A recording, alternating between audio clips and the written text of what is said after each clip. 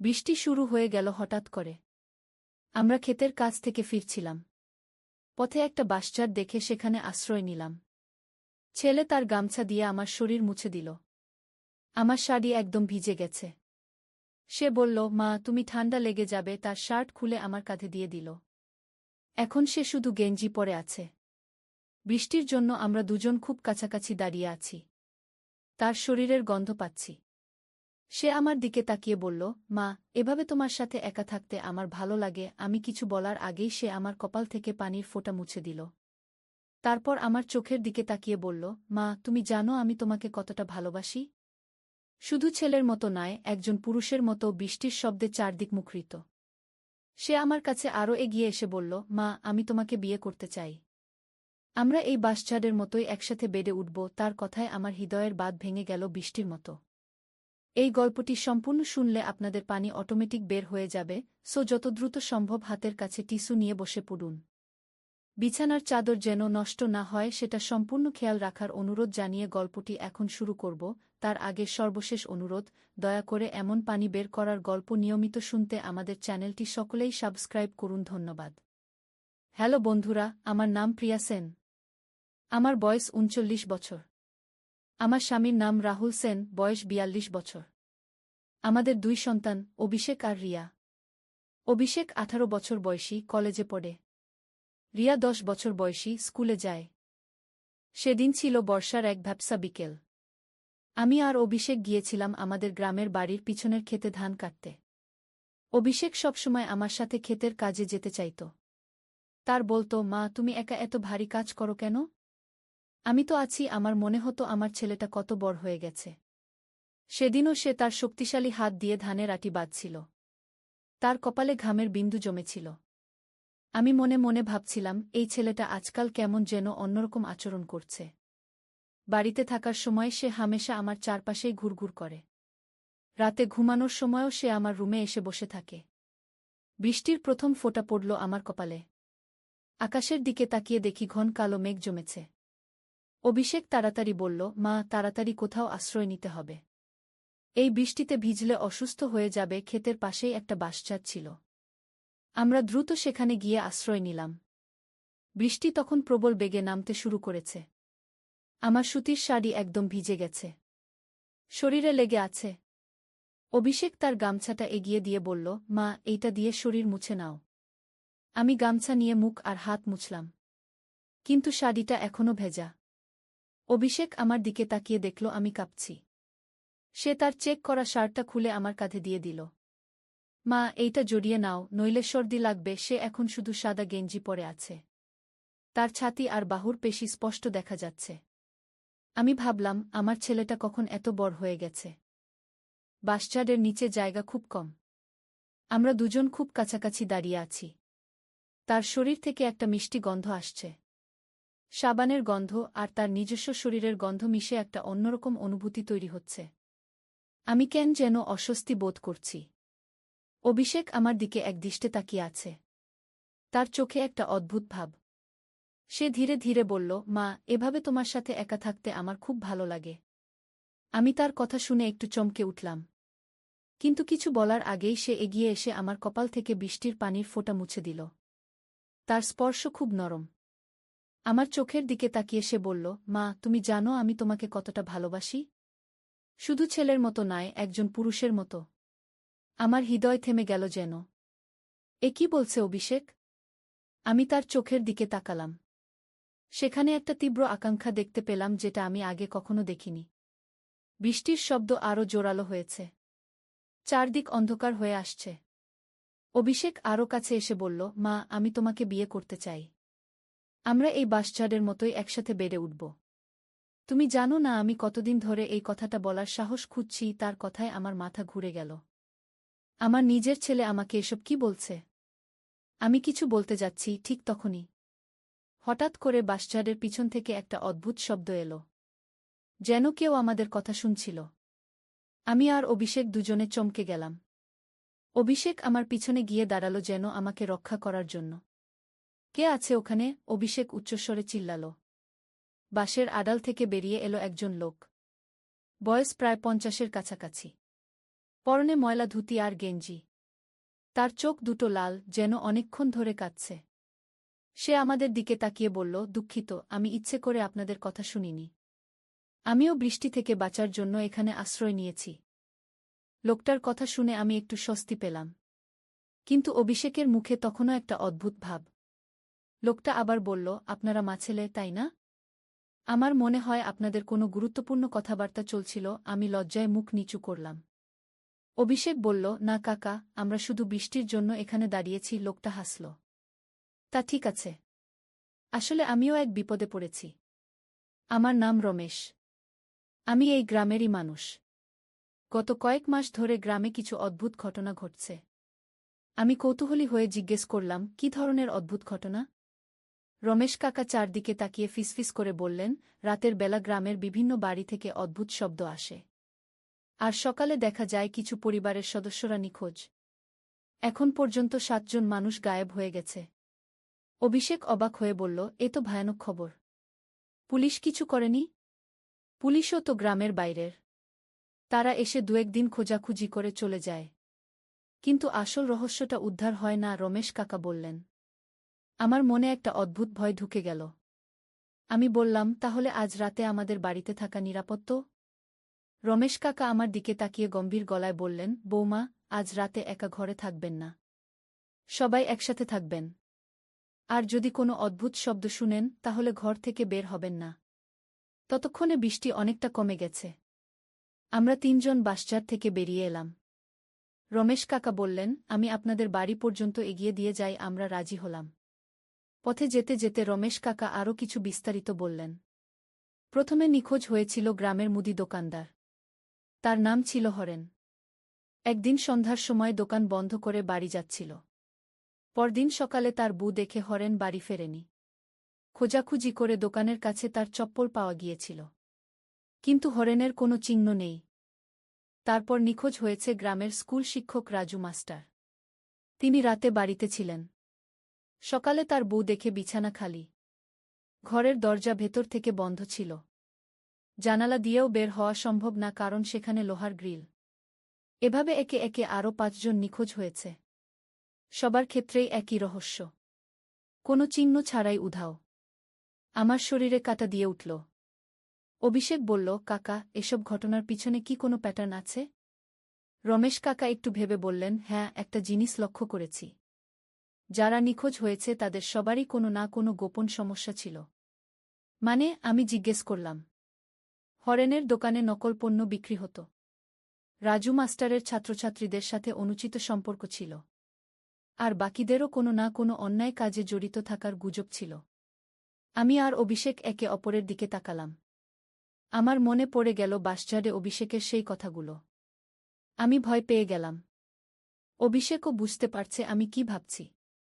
আমাদের বাড়ির কাছে এসে রমেশ কাকা বললেন, মনে রাখবেন, আজ রাতে সবাই একসাথে থাকবেন। আর কোনো অদ্ভুত শব্দ শুনলে সাড়া দেবেন না। বাড়িতে ঢুকে দেখি আমার স্বামী রাহুল এসে গেছে। অফিস থেকে তাড়াতাড়ি ছুটি নিয়ে এসেছে বৃষ্টির কারণে। আমার মেয়ে রিয়াও স্কুল থেকে ফিরেছে। সবাই বসে আছে। আমি রাহুলকে রমেশ কাকার কথা বললাম। রাহুল প্রথমে বিশ্বাস করল না। বলল, এসব কুসংস্কার। গ্রামের মানুষের মধ্যে এরকম গুজব রটে। কিন্তু সন্ধ্যার দিকে আমাদের পাশের বাড়ির রীতা মাসি এসে একই কথা বলা রাহুলও চিন্তিত হয়ে পড়ল। রীতা মাসি বললেন, গত রাতে আমার ঘরের সামনে দিয়ে কেউ যেন হেঁটে গেছে। কিন্তু পায়ের শব্দ শুনতে পাচ্ছিলাম না। রাতের বেলা আমরা সবাই একসাথে বসার ঘরে রইলাম। টিভি চালিয়ে রাখলাম। কিন্তু কেউ মনোযোগ দিতে পারছি না। বাইরে থেকে কেমন যেন একটা অস্বস্তিকর নীরবতা। রাত 10টার দিকে হঠাৎ বিদ্যুৎ চলে গেল। আমরা মোমবাতি জ্বালালাম। অভিষেক বলল, আমি জেনারেটর চালু করে আসি। আমি বললাম, না, এখন বাইরে যাবে না। সকাল পর্যন্ত অপেক্ষা করো। তারপর শুরু হলো সেই ভয়ানক রাত। রাত 12টার দিকে আমরা শুনতে পেলাম বাইরে কেউ যেন হাঁটছে। কিন্তু পায়ের শব্দ নেই। শুধু একটা অদ্ভুত টেনে নিয়ে যাওয়ার শব্দ। রাহুল উঠে জানালার কাছে যেতে চাইল। আমি তার হাত চেপে ধরলাম। না, রমেশ কাকা বলেছে বাইরে দেখতে নেই। কিন্তু কৌতূহল সামলানো গেল না। অভিষেক খুব আস্তে আস্তে জানালার পর্দা সরিয়ে বাইরে তাকাল। তার মুখ ফ্যাকাশে হয়ে গেল। কি দেখেছিস? আমি ফিসফিস করে জিজ্ঞেস করলাম। অভিষেক কাঁপতে কাঁপতে বলল, মা, বাইরে একটা মানুষ আছে। কিন্তু সে মাটিতে পা রাখছে না, যেন ভেসে ভেসে চলেছে। আমাদের সবার শরীর কাঁপতে লাগল। রিয়া ভয়ে কান্না শুরু করল। আমি তাকে বুকে জড়িয়ে ধরলাম। হঠাৎ দরজায় নক পড়ল। ফক ফক ফক। আমাদের সবার নিঃশ্বাস বন্ধ হয়ে গেল। বাইরে থেকে একটা ভাঙা গলার আওয়াজ এলো, দরজা খোলো। আমাকে ভেতরে আসতে দাও। রাহুল খুব ধীরে বলল, কে আপনি? আমি হরেন, মুদি দোকানদার হরেন। আমাকে ছেড়ে দাও, আমি বাড়ি যেতে চাই। আমার মনে পড়ল রমেশ কাকার কথা। হরেন তো প্রথমে নিখোঁজ হয়েছিল, এখন সে ফিরে এসেছে। অভিষেক বলল, হরেন কাকা, আপনি কোথায় ছিলেন? বাইরে থেকে আবার সেই ভাঙা আওয়াজ, আমি একটা অন্ধকার জায়গা ছিলাম। সেখানে আরও অনেকে আছে, রাজু মাস্টার, করিম, সবাই। রাহুল জিজ্ঞেস করল, তাহলে আপনি কেমন করে ফিরলেন? আমি পালিয়ে এসেছি। কিন্তু ওরা আমাকে ধরতে আসবে। দয়া করে আমাকে লুকিয়ে রাখুন। আমি ভয়ে কাঁপছি, কিন্তু মানবিকতার কারণে মনে হচ্ছে দরজা খুলে দেওয়া উচিত। রাহুল দরজার কাছে গিয়ে বলল, হরেন ভাই, আপনি আগে বলুন, গত কয়েক মাস আপনি কোথায় ছিলেন? আমি বলছি তো, একটা অন্ধকার জায়গায়। সেখানে একটা পুরানো বাড়ি আছে, আর সেখানে একজন ভুতুড়ে মানুষ আমাদের বন্দি করে রেখেছিল।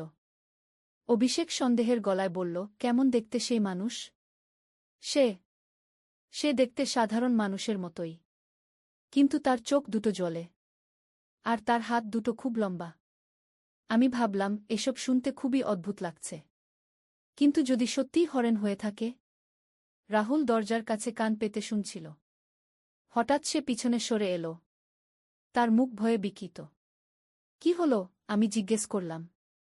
রাহুল কাঁপতে কাঁপতে বলল, বাইরে থেকে শ্বাসের শব্দ আসছে না। আমরা সবাই চুপ করে রইলাম। সত্যিই তো, একজন জীবিত মানুষ এত কথা বলছে, কিন্তু শ্বাসের শব্দ নেই। আবার দরজায় নক পড়ল, এবার আরও জোরে। দরজা খোলো। আমি ক্লান্ত। রিয়া ভয়ে কাঁপছে। আমি তাকে আরও শক্ত করে জড়িয়ে ধরলাম। অভিষেক আমার কাছে এসে বসল। হঠাৎ বাইরের আওয়াজ পাল্টে গেল। এবার একটা নারীর গলা শোনা গেল।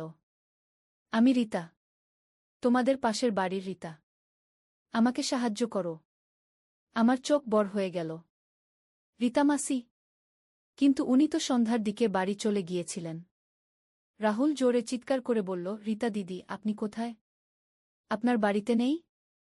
বাইরে থেকে আওয়াজ এলো, না, আমাকে সেই অন্ধকার জায়গায় নিয়ে গেছে। আমিও পালিয়ে এসেছি। খুব তাড়াতাড়ি দরজা খোলো, নইলে আমাকে আবার ধরে নিয়ে যাবে। কিন্তু রাহুল আগের মতোই সন্দেহ করল।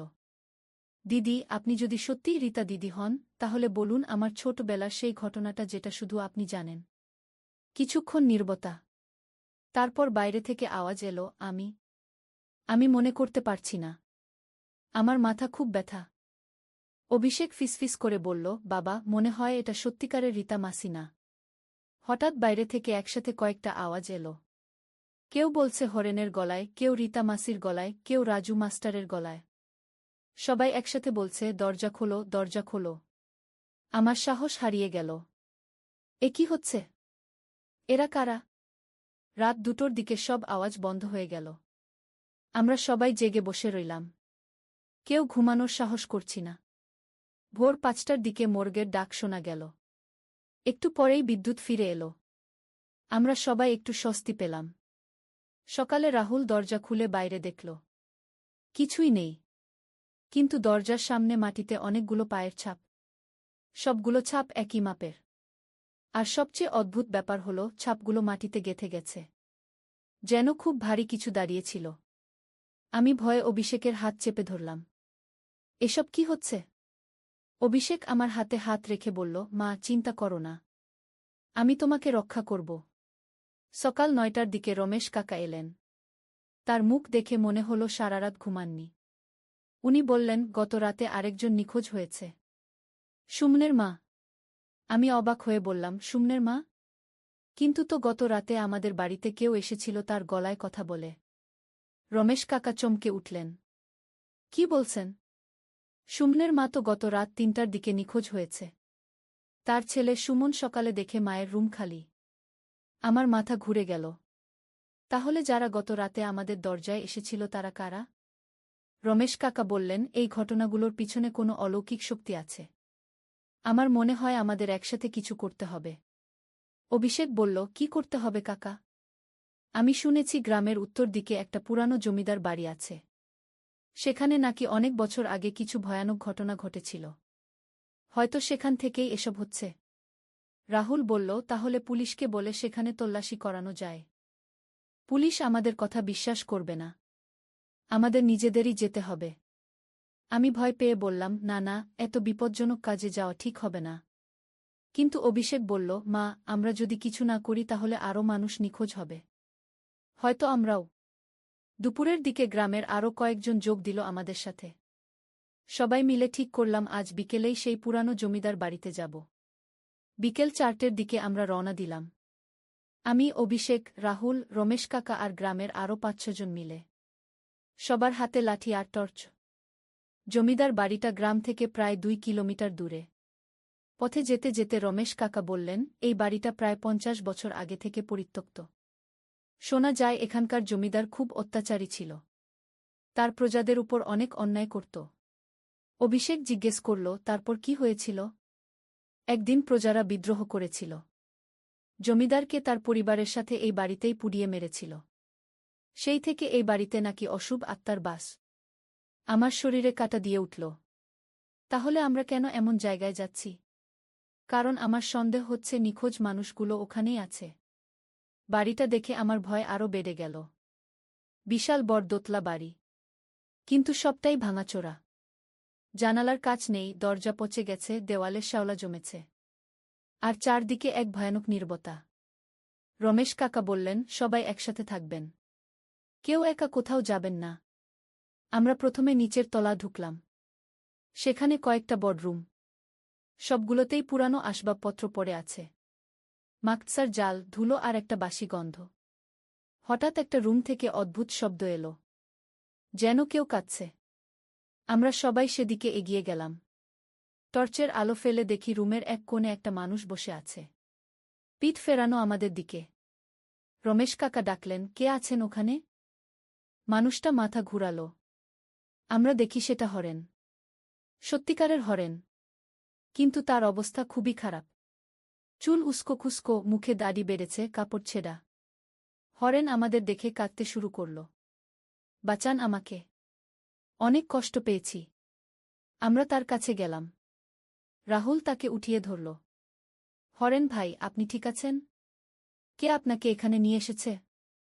হরেন কাঁপতে কাঁপতে বলল, একজন লোক। সে রাতের বেলা আমাকে ধরে নিয়ে এসেছে। আমাকে এই ঘরে বন্দি করে রেখেছে। খেতে দেয় না, পানিও দেয় না। সেই লোকটা কেমন দেখতে? অভিষেক জিজ্ঞেস করল। সে সে দেখতে সাধারণ মানুষের মতোই। কিন্তু তার শক্তি অনেক বেশি। আর তার চোখ দুটো অন্ধকারে জ্বলে। আমি বললাম, বাকি যারা নিখোঁজ হয়েছে তারা কোথায়? তারা উপরের তলায়। 3টে রুমে আলাদা আলাদা করে বন্দি করে রেখেছে। আমরা হরেনকে নিয়ে উপরের তলায় গেলাম। সত্যিই 3টে রুমে দেখি রাজু মাস্টার, রীতা মাসি আর আরও কয়েকজন। সবার অবস্থা খুবই খারাপ। কিন্তু যখন আমরা তাদের ছাড়ানোর চেষ্টা করছি, হঠাৎ সিঁড়ির নিচ থেকে একটা ভয়ানক আওয়াজ এলো। কে এসেছে আমার এলাকায়? আমাদের সবার হৃদয় থেমে গেল। সেই আওয়াজটা ছিল অমানবিক। যেন কোনো দানব কথা বলছে। তারপর আমরা শুনলাম ভারী পায়ের শব্দ। কেউ সিঁড়ি দিয়ে উঠে আসছে। আমরা সবাই কাঁপতে শুরু করলাম। রমেশ কাকা বললেন, সবাই রেডি থাকুন। যুদ্ধ করতে হতে পারে। সিঁড়ির মুখে একটা ছায়া দেখা গেল। তারপর সেই ছায়া আস্তে আস্তে আমাদের দিকে এগিয়ে এলো। যা দেখলাম তা আমার সারা জীবনের সবচেয়ে ভয়ানক দৃশ্য। একজন মানুষ, কিন্তু তার চেহারা সম্পূর্ণ বিকৃত। চোখ দুটো লাল, দাঁত সব ধারালো, নখ লম্বা আর চোখা। আর তার হাত দুটো স্বাভাবিকের চেয়ে অনেক লম্বা। সে আমাদের দিকে তাকিয়ে হাসল। সেই হাসি দেখে আমার মনে হলো পৃথিবীর সব মন্দ শক্তি একসাথে হেসে উঠেছে। তোমরা এসেছ আমার বন্দীদের ছাড়াতে? কিন্তু এখন তোমরাও আমার বন্দী। অভিষেক সাহস করে বলল, আপনি কে? কেন এই নিরীহ মানুষদের কষ্ট দিচ্ছেন? সেই দানব হেসে বলল, আমি এই বাড়ির মালিক, জমিদার নরেন্দ্র সিং। ৫০ বছর আগে আমার প্রজারা আমাকে হত্যা করেছিল, কিন্তু আমি মরিনি। আমি ফিরে এসেছি প্রতিশোধ নিতে।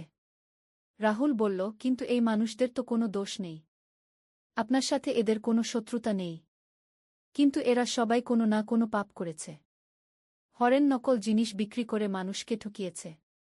রাজু ছোট মেয়েদের সাথে খারাপ কাজ করেছে। আমি তাদের শাস্তি দিচ্ছি। আমি ভয়ে কাঁপতে কাঁপতে বললাম, তাহলে আমাদের কেন ধরেছেন? আমরা তো কোনো পাপ করিনি। নরেন্দ্র সিং আমার দিকে তাকিয়ে হেসে বলল, তুমি তুমি কি ভুলে গেছ? তোমার ছেলের সাথে তোমার কি সম্পর্ক? আমার মুখ শুকিয়ে গেল। বাসস্ট্যান্ডে অভিষেকের সেই কথাগুলো মনে পড়ে গেল। অভিষেক রেগে বলল, আমার মায়ের সাথে আমার কোনো খারাপ সম্পর্ক নেই। আমি শুধু মাকে ভালোবাসি। কিন্তু তোমার সেই ভালোবাসা তো স্বাভাবিক মাছেলের ভালোবাসা না। তুমি তোমার মাকে একজন পুরুষ হিসেবে ভালোবাসো।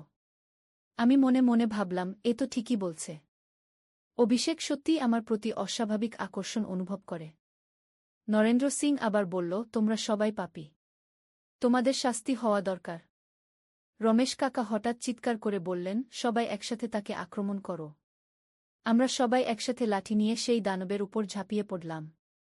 কিন্তু আমাদের লাঠি তার শরীরে কোনো আঘাত করতে পারল না। বরং সে তার লম্বা হাত দিয়ে আমাদের একে একে ধরতে শুরু করল। প্রথমে সে রমেশ কাকাকে ধরল। তার গলা টিপে ধরে দেওয়ালে ছুঁড়ে মারল। রমেশ কাকা মেঝেতে পড়ে গিয়ে অজ্ঞান হয়ে গেলেন। তারপর সে গ্রামের অন্য দুজনকে ধরল। তাদেরও একইভাবে মারল। রাহুল আমাকে পিছনে সরিয়ে দিয়ে সেই দানবের সামনে গিয়ে দাঁড়াল। আমার পরিবারকে ছেড়ে দাও। নরেন্দ্র সিং হেসে বলল, তোমার পরিবার? তুমি কি জানো তোমার পরিবারে কি চলছে? তোমার ছেলে তোমার বুকে কামনা করে। রাহুল চমকে গেল। আমার দিকে তাকাল। আমি লজ্জায় মুখ নিচু করলাম। এ কি সত্যি? রাহুল আমাকে জিজ্ঞেস করল। আমি কিছু বলতে পারলাম না। অভিষেক বলল, বাবা, আমি মাকে ভালোবাসি। কিন্তু সেটা কোনো খারাপ ভালোবাসা নয়। কিন্তু নরেন্দ্র সিং হেসে বলল, তাহলে তুমি কেন বাসস্ট্যান্ডে তোমার মাকে বিয়ে করার কথা বলেছিলে? রাহুলের মুখ ক্রোধে লাল হয়ে গেল। সে অভিষেকের দিকে তাকাল। তুই এসব কি বলেছিলি? অভিষেক কাঁদতে কাঁদতে বলল, বাবা, আমি জানি না কেন সেদিন আমার মুখ থেকে এসব কথা বেরিয়েছিল। আমি আসলে চুপ। আমি তোর মুখ দেখতে চাই না, রাহুল রেগে বলল। আমার মনে হলো আমার পরিবার ভেঙে টুকরো টুকরো হয়ে যাচ্ছে। আমি কাঁদতে শুরু করলাম। নরেন্দ্র সিং এই দৃশ্য দেখে খুশি হল। দেখো, পাপীদের পরিবার কেমনে ভেঙে যায়। এখন তোমরা সবাই আমার বন্দী। হঠাৎ বাইরে থেকে একটা আওয়াজ এলো। পুলিশের গাড়ির সাইরেনের শব্দ। নরেন্দ্র সিং চমকে গেল। কে ডেকেছে পুলিশকে? আমাদের কেউ জানি না। তারপর আমার মনে পড়ল, আমি বেরোনোর আগে রিয়াকে বলে গিয়েছিলাম যদি আমরা রাত 10টার মধ্যে না ফিরি তাহলে যেন পুলিশে খবর দেয়া। পুলিশের আওয়াজ শুনে নরেন্দ্র সিং ক্রোধে চিৎকার করল। তোমরা আমার পরিকল্পনা নষ্ট করে দিয়েছ। সে আমাদের উপর ঝাঁপিয়ে পড়তে যাচ্ছিল, ঠিক তখনই নিচতলা থেকে পুলিশের আওয়াজ এলো। কেউ আছে উপরে? আমরা পুলিশ। নরেন্দ্র সিং দ্রুত জানালার দিকে গেল। সেখান থেকে লাফ দিয়ে বাইরে পালিয়ে গেল।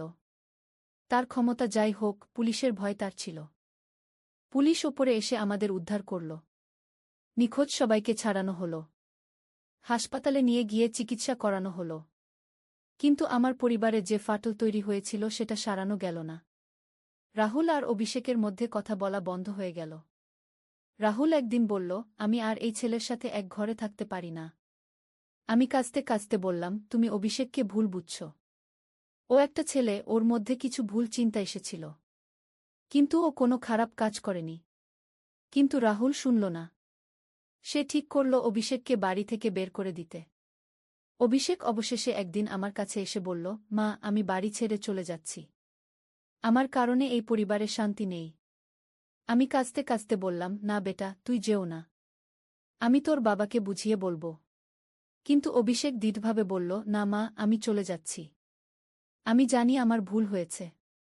আমি তোমাকে এমন কিছু বলেছিলাম যা একটা ছেলের বলা উচিত ছিল না। কিন্তু তুই তো কোনো খারাপ কাজ করিসনি। না মা, কিন্তু আমার মনে খারাপ চিন্তা এসেছিল। সেটাই যথেষ্ট। আমি দূরে গিয়ে একা থেকে নিজেকে সংশোধন করব। সেদিনই অভিষেক বাড়ি ছেড়ে চলে গেল। আমার হৃদয় ভেঙে টুকরো টুকরো হয়ে গেল। কিন্তু গল্পটা এখানেই শেষ নয়। এরপরে আরও অদ্ভুত ঘটনা ঘটল। নরেন্দ্র সিং যদিও পালিয়ে গিয়েছিল, কিন্তু সে একেবারে অদৃশ্য হয়ে যায়নি। মাঝে মাঝে গ্রামে তার উপস্থিতি অনুভব করা যেত। রাতের বেলা কেউ কেউ তার ছায়া দেখতে পেত। অভিষেক চলে যাওয়ার পর আমার জীবনে এক গভীর শূন্যতা তৈরি হল। রিয়া প্রায়ই জিজ্ঞেস করত, মা, দাদা কবে ফিরবে? আমি তার কোনো উত্তর দিতে পারতাম না।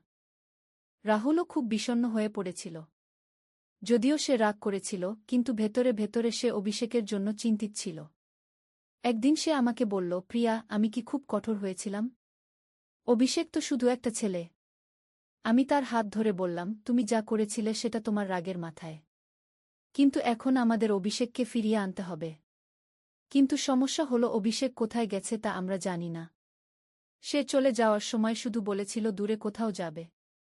একদিন রাতে আমি স্বপ্নে দেখলাম অভিষেক কোথাও বিপদে পড়েছে। স্বপনে দেখলাম নরেন্দ্র সিং তাকে ধরে নিয়ে যাচ্ছে। আমি ভয়ে ঘুম থেকে উঠে পড়লাম। সকালে রমেশ কাকা এলেন। উনি বললেন, প্রিয়া, গত রাতে আমি একটা অদ্ভুত স্বপ্ন দেখেছি। দেখলাম নরেন্দ্র সিং আবার কাউকে ধরেছে। আর সেই মানুষটাকে দেখতে অভিষেকের মতো লাগছিল। আমার হৃদয় কাঁপতে শুরু করল। কাকা, আপনার কি মনে হয় অভিষেক বিপদে পড়েছে? সম্ভব। নরেন্দ্র সিং তো আমাদের কাছে পরাজিত হয়েছিল। সে প্রতিশোধ নিতে চাইতে পারে। রাহুল শুনে খুব চিন্তিত হয়ে পড়ল।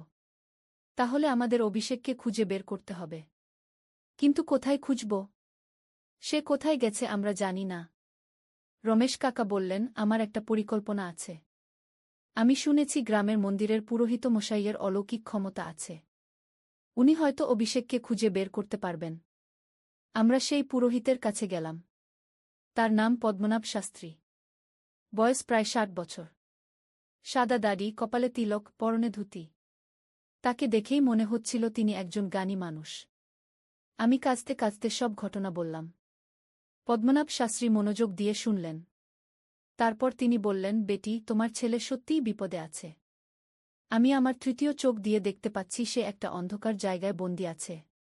কোথায় মশাই? রাহুল উদ্গ্রীব হয়ে জিজ্ঞেস করল। সেই পুরানো জমিদার বাড়িতে। নরেন্দ্র সিং আবার সেখানে ফিরে গেছে। আর তোমার ছেলেকে ধরে নিয়ে গেছে। আমার মাথা ঘুরে গেল। কিন্তু অভিষেক তো অন্য জায়গায় গিয়েছিল। নরেন্দ্র সিং তাকে কিভাবে খুঁজে পেল? পদ্মনাভ শাস্ত্রী বললেন, অশুভ আত্মাদের খুঁজে বের করার ক্ষমতা থাকে। নরেন্দ্র সিং তোমার ছেলেকে চিহ্নিত করে রেখেছিল। সে যেখানেই যাক, নরেন্দ্র সিং তাকে খুঁজে পেতে পারে। তাহলে আমরা কি করব? তোমাদের আবার সেই বাড়িতে যেতে হবে। কিন্তু এবার আমিও যাব। আর আমার সাথে থাকবে কিছু পবিত্র মন্ত্র আর তাবিজ। রাহুল বলল, কিন্তু গতবারও তো আমরা তার কিছু করতে পারিনি। গতবার তোমরা শুধু শারীরিক শক্তি দিয়ে লড়াই করেছিলে। এবার আধ্যাত্মিক শক্তি দিয়ে লড়াই করব। সন্ধ্যার দিকে আমরা আবার সেই ভুতুড়ে বাড়ির দিকে রওনা হলাম। এবার আমি, রাহুল, রমেশ কাকা আর পদ্মনাভ শাস্ত্রী। শাস্ত্রী মশাই এর সাথে একটা পূজার থলে, তাতে নানা রকম মন্ত্রতন্ত্রের জিনিস। বাড়িতে পৌঁছে দেখি এবার পরিবেশটা আরও ভয়ানক। চারদিকে একটা অশুভ অন্ধকার। বাতাসে একটা দুর্গন্ধ। আর বাড়িটা যেন জীবন্ত, যেন শ্বাস নিচ্ছে। পদ্মনাভ শাস্ত্রী আমাদের থামতে বললেন। তিনি তার থলে থেকে কিছু জিনিস বের করলেন। একটা পবিত্র সুতো আমাদের সবার হাতে বেঁধে দিলেন। আর আমাদের কপালে তিলক লাগিয়ে দিলেন। এগুলো তোমাদের রক্ষা করবে। কিন্তু মনে রাখবে, যাই দেখো বা শুনো, ভয় পেজো না। আর আমার সাথে থেকো। আমরা বাড়ির ভেতরে ঢুকলাম। এবার অবস্থা অনেক ভিন্ন। দেওয়ালগুলো যেন রক্ত দিয়ে রাঙা। আর সেখান থেকে একটা ভয়ানক কান্নার আওয়াজ আসছে। অভিষেক, আমি চিৎকার করে ডাকলাম। উত্তরে একটা ক্ষীণ আওয়াজ এলো। মা, মা, তুমি এসেছ? আওয়াজটা উপর থেকে আসছে। আমরা সিঁড়ি দিয়ে উঠতে শুরু করলাম। হঠাৎ সামনে নরেন্দ্র সিং এর রূপ দেখা গেল। কিন্তু এবার তার চেহারা আরও ভয়ানক। চোখ দুটো জ্বলছে, মুখ থেকে রক্ত ঝরছে। তোমরা আবার এসেছ? এবার তোমাদের কেউ রক্ষা করতে পারবে না। পদ্মনাভ শাস্ত্রী এগিয়ে গিয়ে একটা মন্ত্র পড়তে শুরু করলেন। তার মন্ত্রের শব্দে নরেন্দ্র সিং কিছুটা দুর্বল হয়ে পড়ল। তুই কে? নরেন্দ্র সিং শাস্ত্রী মশাইকে জিজ্ঞেস করল। আমি পদ্মনাভ। আমি এসেছি তোর অশুভ কীর্তির অবসান ঘটাতে। নরেন্দ্র সিং হেসে বলল, তোর মন্ত্রে আমার কিছু হবে না। আমি এখন আরও শক্তিশালী। কিন্তু পদ্মনাভ শাস্ত্রী থামলেন না। তিনি আরও জোরে মন্ত্র পড়তে লাগলেন। তার মন্ত্রে বাড়িটা কাঁপতে শুরু করল। আমরা এই সুযোগে উপরের তলায় উঠে গেলাম। সেখানে একটা রুমে দেখি অভিষেক শিকল দিয়ে বাঁধা। তার অবস্থা খুবই খারাপ। মুখে ক্ষত, কাপড় ছেঁড়া।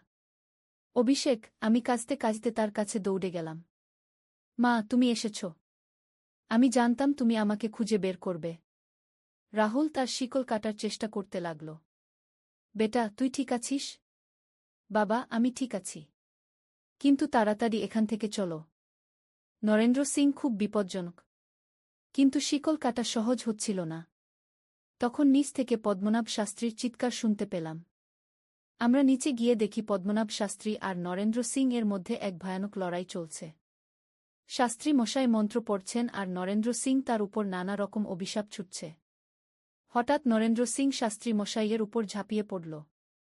কিন্তু পদ্মনাভ শাস্ত্রী তার গলায় থাকা একটা তাবিজ নরেন্দ্র সিং এর বুকে চেপে ধরলেন। সাথে সাথে নরেন্দ্র সিং চিৎকার করে পিছনে সরে গেল। তার শরীর থেকে ধোঁয়া বেরুতে লাগল। এ কি? নরেন্দ্র সিং কাঁপতে কাঁপতে বলল। পদ্মনাভ শাস্ত্রী বললেন, এটা একটা পবিত্র তাবিজ। এটা অশুভ আত্মাদের শরীর জ্বালিয়ে দেয়।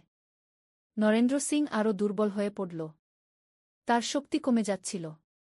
এই সুযোগে আমি রাহুলকে বললাম, তুমি অভিষেককে ছাড়াও। আমি শাস্ত্রী মশাইকে সাহায্য করি। রাহুল উপরে গিয়ে অভিষেককে ছাড়াল। আর আমি পদ্মনাভ শাস্ত্রীর সাথে মন্ত্র পড়তে লাগলাম। যদিও আমি সব মন্ত্র জানি না, কিন্তু যেটুকু জানি সেটুকুই পড়লাম। আমাদের সম্মিলিত মন্ত্রে নরেন্দ্র সিং আরও দুর্বল হয়ে পড়ল। সে মেঝেতে পড়ে গিয়ে কাঁপতে লাগল। পদ্মনাভ শাস্ত্রী তার থলে থেকে একটা পবিত্র জল বের করলেন।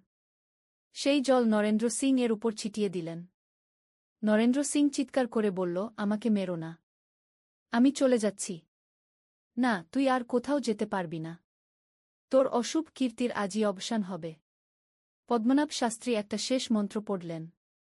সেই মন্ত্রে নরেন্দ্র সিং এর শরীর জ্বলতে শুরু করল। সে চিৎকার করতে করতে আস্তে আস্তে অদৃশ্য হয়ে গেল। তার সাথে সাথে বাড়িটার ভুতুড়ে পরিবেশও দূর হয়ে গেল। দেওয়ালগুলো আবার স্বাভাবিক হল। বাতাসে সেই দুর্গন্ধ থাকল না। আমরা সবাই স্বস্তির নিঃশ্বাস ফেললাম। অভিষেক নিচে এসে আমাকে জড়িয়ে ধরল। মা, তুমি আমাকে বাঁচিয়েছ। রাহুলও অভিষেকের কাছে এসে তার কপালে হাত রাখল। বেটা, আমি তোকে ভুল বুঝেছিলাম। তুই আমার ছেলে, তোকে ক্ষমা করো। অভিষেক কাঁদতে কাঁদতে বলল, বাবা, আমিও ভুল করেছিলাম। আমার মাথায় খারাপ চিন্তা এসেছিল। আমি দুজনকেই জড়িয়ে ধরলাম। এখন আমাদের পরিবার আবার একসাথে। পদ্মনাভ শাস্ত্রী বললেন, নরেন্দ্র সিং চিরতরে নিশ্চিহ্ন হয়ে গেছে। সে আর কখনো ফিরে আসতে পারবে না। আমরা সেই ভুতুড়ে বাড়ি থেকে বের হয়ে এলাম। পুরো ঘটনাটা একটা দুঃস্বপ্নের মতো মনে হচ্ছিল। বাড়িতে ফিরে রিয়া অভিষেককে দেখে খুশিতে চিৎকার করল। দাদা, তুমি ফিরে এসেছ? অভিষেক রিয়াকে কোলে তুলে বলল, হ্যাঁ, আমি ফিরে এসেছি। আর কখনো যাব না। সেই রাতে আমরা সবাই একসাথে বসে খাবার খেলাম। অনেকদিন পর আমাদের পরিবারে শান্তি ফিরে এলো। কিন্তু অভিষেক একটা বিষয়ে অনেক পরিবর্তিত হয়েছিল। সে আর আগের মতো আমার কাছাকাছি থাকত না। মনে হতো সে নিজেকে নিয়ন্ত্রণে রাখার চেষ্টা করছে। একদিন আমি তাকে জিজ্ঞেস করলাম, অভিষেক, তুই কি এখনও আমার প্রতি সেই রকম অনুভব করিস? অভিষেক লজ্জা পেয়ে বলল, মা, আমি সেই ভুল থেকে শিক্ষা নিয়েছি। আমি এখন বুঝি যে তুমি আমার মা, আমার সবচেয়ে প্রিয় মানুষ। কিন্তু সেই ভালোবাসা শুধু মা-ছেলের সম্পর্কের মধ্যেই সীমাবদ্ধ। আমি তার মাথায় হাত বুলিয়ে বললাম, তুই ঠিকই বলেছিস। আমরা একটা কঠিন অভিজ্ঞতার মধ্য দিয়ে গেছি। কিন্তু সেই অভিজ্ঞতা আমাদের আরও শক্তিশালী করেছে। এরপর কয়েক মাস কেটে গেল। গ্রামে আর কোনো অস্বাভাবিক ঘটনা ঘটল না। নরেন্দ্র সিং চিরতরে বিলুপ্ত হয়ে গেছে। যারা নিখোঁজ হয়েছিল তারা সবাই সুস্থ হয়ে উঠেছে। অভিষেক আবার কলেজে ভর্তি হল। এবার সে আরও মনোযোগ দিয়ে পড়াশোনা করতে লাগল। তার লক্ষ্য হল ইঞ্জিনিয়ার হওয়া। একদিন সে আমার কাছে এসে বলল, মা, আমি একটা মেয়েকে পছন্দ করি। আমি খুশি হয়ে বললাম, সত্যি? কে সে? তার নাম অনিতা। আমার ক্লাসমেট। খুব ভালো মেয়ে। আমি তার গালে হাত বুলিয়ে বললাম, খুব ভালো। তুই সুখী হও, এটাই আমার চাওয়া। রাহুলও খুশি হল। সে বলল, বেটা, তুই যদি মেয়েটাকে সত্যিই ভালোবাসিস তাহলে তাকে একদিন বাড়িতে নিয়ে আয়। এভাবে আমাদের জীবন আবার স্বাভাবিক হয়ে উঠল। নরেন্দ্র সিং এর সেই ভয়ানক অভিজ্ঞতা আমাদের পরিবারকে আরও দৃঢ় বন্ধনে আবদ্ধ করেছে। কিন্তু এই পুরো ঘটনার মধ্যে একটা রহস্য রয়ে গেল। পদ্মনাভ শাস্ত্রী একদিন আমাকে বলেছিলেন, প্রিয়া, এই পুরো ঘটনাটা শুধু নরেন্দ্র সিং এর কীর্তি নয়, এর পিছনে আরও কিছু রহস্য আছে। কি রহস্য মশাই? নরেন্দ্র সিং এর মতো অশুভ আত্মা সাধারণত নিজে থেকে এত শক্তিশালী হতে পারে না। তার পিছনে কোনো বড় অন্ধকার শক্তি কাজ করেছে। আমি ভয় পেয়ে বললাম, মানে? আরও কোনো বিপদ আছে? না না, এখন আর কোনো বিপদ নেই। কিন্তু এই গ্রামে আরও কিছু পুরানো রহস্য লুকিয়ে আছে। হয়তো কোনোদিন সেগুলো উন্মোচিত হবে। শাস্ত্রী মশাইয়ের কথা শুনে আমার মনে একটা অদ্ভুত কৌতূহল জাগল। এই গ্রামে আর কি কি রহস্য লুকিয়ে আছে? কিন্তু সেই রহস্যের খোঁজ করার মতো সাহস আমার ছিল না। আমি শুধু চাইছিলাম আমার পরিবারের সাথে শান্তিতে থাকতে। তবে মাঝে মাঝে রাতে আমার মনে হতো যেন আমাদের বাড়ির চারপাশে কিছু অদৃশ্য উপস্থিতি আছে। কিন্তু সেগুলো ক্ষতিকর নয়, বরং রক্ষাকারী। হয়তো সেগুলো আমাদের পূর্বপুরুষদের আত্মা, যারা আমাদের রক্ষা করার জন্য আমাদের চারপাশে রয়েছে। এই চিন্তা আমাকে শান্তি দিত। আমি বুঝতে পারতাম যে আমরা একা নই। আমাদের চারপাশে সবসময় কোনো না কোনো ভালো শক্তি আমাদের রক্ষা করছে। অভিষেকের সাথে অনিতার সম্পর্ক দিন দিন গভীর হতে লাগল। একদিন অনিতা আমাদের বাড়িতে এলো। খুব সুন্দর, ভদ্র মেয়ে। আমি তাকে দেখেই পছন্দ করে ফেললাম। অভিষেক তার হাত ধরে আমার কাছে নিয়ে এসে বলল, মা, এই অনিতা। আর অনিতা, এই আমার মা। অনিতা আমাকে প্রণাম করল। আমি তার মাথায় আশীর্বাদের হাত রাখলাম। সেদিন সন্ধ্যায় আমরা সবাই একসাথে বসে গল্প করছিলাম। অনিতা বলল, আন্টি, অভিষেক আমাকে বলেছে আপনাদের এখানে কিছু অস্বাভাবিক ঘটনা ঘটেছিল। আমি একটু চুপ করে রইলাম। তারপর বললাম, হ্যাঁ বেটা, কিন্তু সেসব এখন আর নেই। আমাদের জীবন এখন শান্তিতে কাটছে। অনিতা বুঝতে পারল আমি বিস্তারিত বলতে চাই না। সে বিশ্বাসটা আর টানল না। রাতে খাওয়ার সময় রাহুল অনিতাকে বলল, মেয়ে, তুমি আমাদের পরিবারের মতো হয়ে গেছো। যখনই ইচ্ছা চলে আসবে। অনিতা হেসে বলল, ধন্যবাদ কাকা। আমার খুব ভালো লাগছে এখানে। সেই রাতে অনিতা আমাদের বাড়িতেই থেকে গেল। আমি তার জন্য রিয়ার রুমে বিছানার ব্যবস্থা করলাম। কিন্তু রাত 2টোর দিকে একটা অদ্ভুত ঘটনা ঘটল। আমি ঘুমের মধ্যে শুনতে পেলাম কেউ যেন আমার নাম ডাকছে, প্রিয়া, প্রিয়া। আমি চোখ খুলে দেখি রুমে কেউ নেই। রাহুল গভীর ঘুমে। আমি ভাবলাম হয়তো স্বপ্ন দেখেছি। কিন্তু আবার সেই আওয়াজ এলো। এবার আরো স্পষ্ট, প্রিয়া, তুমি কি আমাকে ভুলে গেছো? আমার শরীরে কাঁটা দিয়ে উঠল। এই আওয়াজটা আমি চিনি। কিন্তু এটা হতে পারে না। আমি বিছানা থেকে উঠে জানালার কাছে গেলাম। বাইরে তাকিয়ে দেখি উঠোনে একটা মানুষের ছায়া দাঁড়িয়ে আছে। সেই ছায়া আমার দিকে হাত নেড়ে ইশারা করল। আমি ভয় পেয়ে পিছনে সরে এলাম। কিন্তু কৌতূহল সামলানো গেল না। আমি আস্তে আস্তে নিচে নেমে দরজার কাছে গেলাম। কে আছো বাইরে? আমি ফিসফিস করে জিজ্ঞেস করলাম। বাইরে থেকে একটা পরিচিত গলার আওয়াজ এলো, প্রিয়া, তুমি কি আমাকে চিনতে পারছো না? আমি তোমার প্রথম প্রেম, অরুণ। আমার মাথায় যেন বজ্রপাত হলো। অরুণ? সে তো 20 বছর আগে মারা গেছে। কলেজে পড়ার সময় আমাদের প্রেম হয়েছিল। কিন্তু একটা দুর্ঘটনায় সে মারা যায়। তারপর আমি রাহুলকে বিয়ে করি। তুমি অরুণ? কিন্তু তুমি তো... হ্যাঁ, আমি মারা গেছি। কিন্তু আমি তোমার জন্য ফিরে এসেছি। আমি জানতে পেরেছি তুমি বিপদে ছিলে। নরেন্দ্র সিং তোমাদের কষ্ট দিয়েছে। আমি কাঁপতে কাঁপতে বললাম, কিন্তু এটা কিভাবে সম্ভব? প্রেম মৃত্যুর চেয়েও শক্তিশালী, প্রিয়া। আমি তোমাকে ভালোবেসেছিলাম। সেই ভালোবাসা আমাকে মৃত্যুর পরেও তোমার কাছে টেনে এনেছে। আমার চোখে জল এসে গেল। অরুণের কথা মনে পড়ে গেল। আমরা কত স্বপ্ন দেখেছিলাম একসাথে। কিন্তু ভাগ্য আমাদের আলাদা করে দিয়েছে। তুমি এখন কোথায়? আমি জিজ্ঞেস করলাম। আমি একটা অন্য জগতে আছি, কিন্তু মাঝে মাঝে তোমাদের জগতে আসতে পারি, বিশেষ করে যখন তোমার খুব প্রয়োজন হয়। তুমি কি নরেন্দ্র সিং এর সময় আমাদের সাহায্য করেছিলে? হ্যাঁ, আমি পদ্মনাভ শাস্ত্রীর মন্ত্রে শক্তি দিয়েছিলাম। আমি তোমাদের রক্ষা করার চেষ্টা করেছি। আমি অবাক হয়ে বললাম, তুমি এত কিছু করেছো আমাদের জন্য? তোমার জন্য আমি যে কোনো কিছু করতে পারি প্রিয়া, এমনকি মৃত্যুর পরেও। হঠাৎ পিছন থেকে রাহুলের গলার আওয়াজ এলো। প্রিয়া, তুমি কার সাথে কথা বলছো? আমি চমকে পিছনে তাকালাম। রাহুল সিঁড়ি থেকে নেমে এসেছে। আমি আবার বাইরের দিকে তাকালাম, কিন্তু সেখানে আর কেউ নেই, অরুণের ছায়াও নেই। রাহুল আমার কাছে এসে বলল, কি হয়েছে? তুমি এত রাতে এখানে কি করছো? আমি কিছু বলতে পারলাম না। রাহুলকে কিভাবে বলবো যে আমার প্রথম প্রেমিক, যে 20 বছর আগে মারা গেছে, সে আমার সাথে কথা বলছিল? কিছু না, মনে হলো কেউ ডাকছে, হয়তো স্বপ্ন দেখেছি। আমি বললাম। রাহুল আমার কপালে হাত দিয়ে বলল, তোমার জ্বর আছে নাকি? চলো ঘুমিয়ে পড়ো। কিন্তু সেই রাতে আমার আর ঘুম এলো না।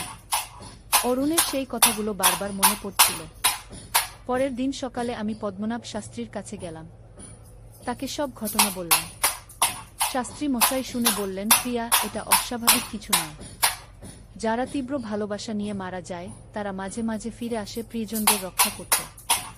কিন্তু এটা কি ঠিক? আমি তো এখন বিবাহিত। তুমি চিন্তা করো না, অরুণ তোমার কোনো ক্ষতি করবে না। সে শুধু তোমাকে রক্ষা করতে চায়, তার আত্মা শুদ্ধ। তাহলে আমি কি করব? তুমি তোমার স্বাভাবিক জীবন চালিয়ে যাও।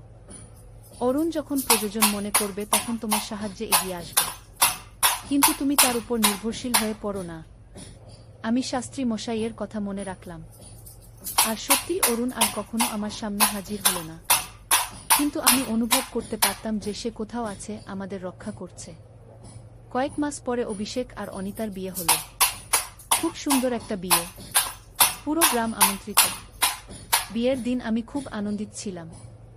আমার ছেলে সুখী হয়েছে, এটাই আমার সবচেয়ে বড় পাওয়া। কিন্তু বিয়ের সময় একটা অদ্ভুত ঘটনা ঘটল। যখন অভিষেক আর অনিতা 7 পাকে ঘুরছিল, তখন আমি দেখতে পেলাম অরুণের ছায়া দূরে দাঁড়িয়ে হাসছে।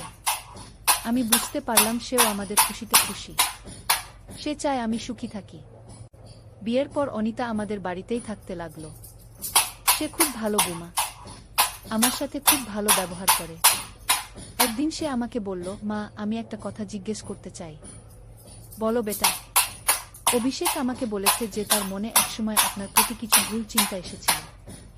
এটা কি সত্যি? আমি একটু চুপ করে রইলাম।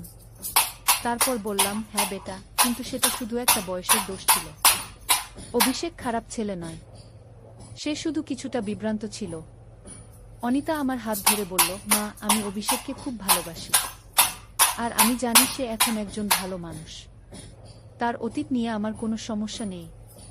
আমি তাকে আশীর্বাদ করলাম। তুমি খুব ভালো মেয়ে অনিতা। তোমার মতো বউ পেয়ে অভিষেক ধন্য। এভাবে আরও বছর 2 কেটে গেল। আমাদের জীবনে শান্তি আর সুখ। অনিতা গর্ভবতী হল। আমরা সবাই খুব খুশি। আমি দাদি হতে চলেছি। গর্ভাবস্থায় অনিতার খুব যত্ন নিতাম। সে আমাকে মা বলে ডাকত। আমিও তাকে নিজের মেয়ের মতো ভালোবাসতাম। এক রাতে অনিতার প্রসব ব্যথা শুরু হলো। আমরা তাড়াতাড়ি তাকে হাসপাতালে নিয়ে গেলাম। প্রসবের সময় কিছু জটিলতা হলো। ডাক্তার বললেন অবস্থা গুরুতর। আমি হাসপাতালের বাইরে দাঁড়িয়ে প্রার্থনা করছিলাম। হঠাৎ আমি অনুভব করলাম অরুণের উপস্থিতি। আমি চারদিকে তাকালাম। দেখি সে দূরে দাঁড়িয়ে আছে। সে আমার দিকে হাত নেড়ে আশ্বাস দিল। কিছুক্ষণ পরেই ডাক্তার বেরিয়ে এসে বললেন, অভিনন্দন, মা আর বাচ্চা দুজনেই ভালো আছে। একটা ছেলে হয়েছে। আমরা সবাই আনন্দে কেঁদে ফেললাম। অভিষেক দৌড়ে ভেতরে গেল অনিতাকে দেখতে। আমি আবার বাইরে তাকালাম। অরুণ তখনও সেখানে দাঁড়িয়ে হাসছে। তারপর সে আস্তে আস্তে অদৃশ্য হয়ে গেল। আমি বুঝতে পারলাম সে আমাদের এই খুশির মুহূর্তে সাহায্য করেছে। বাচ্চার নাম রাখা হলো আর্যন। খুব সুন্দর বাচ্চা। তার চোখ দুটো বড় বড়, ঠিক অভিষেকের মতো। আর্যন যখন হামাগুড়ি দিতে শিখল, তখন একদিন একটা অদ্ভুত ঘটনা ঘটল। সে একা বসার ঘরে খেলছিল। আমি রান্নাঘরে কাজ করছিলাম। হঠাৎ আর্জন হাসতে শুরু করল। সে কারো দিকে তাকিয়ে হাত নাড়ছিল। আমি দেখতে গেলাম, কিন্তু সেখানে কেউ নেই। কিন্তু আর্জন এখনো হাসছে এবং হাত নাড়ছে। অনিতা বলল, মা, বাচ্চারা তো অনেক সময় অদৃশ্য বন্ধুদের সাথে খেলে। কিন্তু আমার মনে হলো আর্জন হয়তো অরুণকে দেখতে পাচ্ছে। শিশুরা অনেক সময় এমন জিনিস দেখতে পায় যা বড়রা পায় না। এই ঘটনার পর আমি আরও নিশ্চিত হলাম যে অরুণ সত্যিই আমাদের পরিবারের রক্ষাকর্তা হয়ে আছে। আর্জন যখন 2 বছর বয়স, তখন সে কথা বলতে শিখল। একদিন সে আমাকে বলল, দাদি, ওই কাকাকে? আমি অবাক হয়ে বললাম, কোন কাকা বাবা? সে আমাদের পুরানো ফ্যামিলি অ্যালবামের একটা ছবির দিকে আঙ্গুল দিয়ে দেখালো। সেখানে অরুণের একটা ছবি ছিল। আমি সেটা রেখেছিলাম স্মৃতি হিসেবে। ওই কাকা প্রায় আমার সাথে খেলে, আর্জন বলল। আমার গা শিউরে উঠল। আর্জন সত্যিই অরুণকে দেখতে পায়। আমি তাকে কোলে নিয়ে বললাম, বাবা, ওই কাকা ভালো না খারাপ? খুব ভালো কাকা। উনি আমাকে রক্ষা করেন। আমার চোখে জল এসে গেল। অরুণ শুধু আমাকে নয়, আমার নাতিকেও রক্ষা করছে। এভাবে আরও কয়েক বছর কেটে গেল। আমাদের পরিবারে পূর্ণ সুখ আর শান্তি। রিয়া বড় হয়ে একটা ভালো চাকরি পেল। সেও বিয়ে করলো এক ভালো ছেলেকে। আমি দেখলাম আমার সবগুলো সন্তান সুখী। এর চেয়ে বড় পাওয়া আর কি হতে পারে? কিন্তু আমার বয়স বাড়ছিল। শরীরেও নানা অসুখ বিসুখ। একদিন ডাক্তার বললেন আমার হার্টের সমস্যা। বেশি চিন্তা করা যাবে না। অভিষেক আর অনিতা আমার খুব যত্ন নিতে লাগলো। রিয়াও প্রায় আসত। এক রাতে আমার খুব খারাপ লাগছিল। শ্বাস নিতে কষ্ট হচ্ছিল।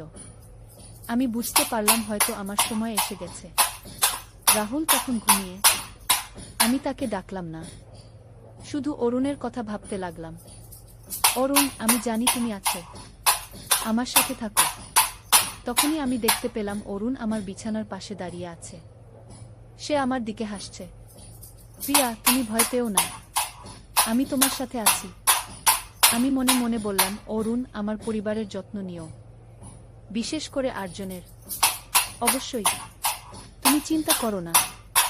আমি সবসময় তাদের রক্ষা করব। আমি শান্তি অনুভব করলাম। জানতে পারলাম যে মৃত্যুর পরেও আমার পরিবার সুরক্ষিত থাকবে।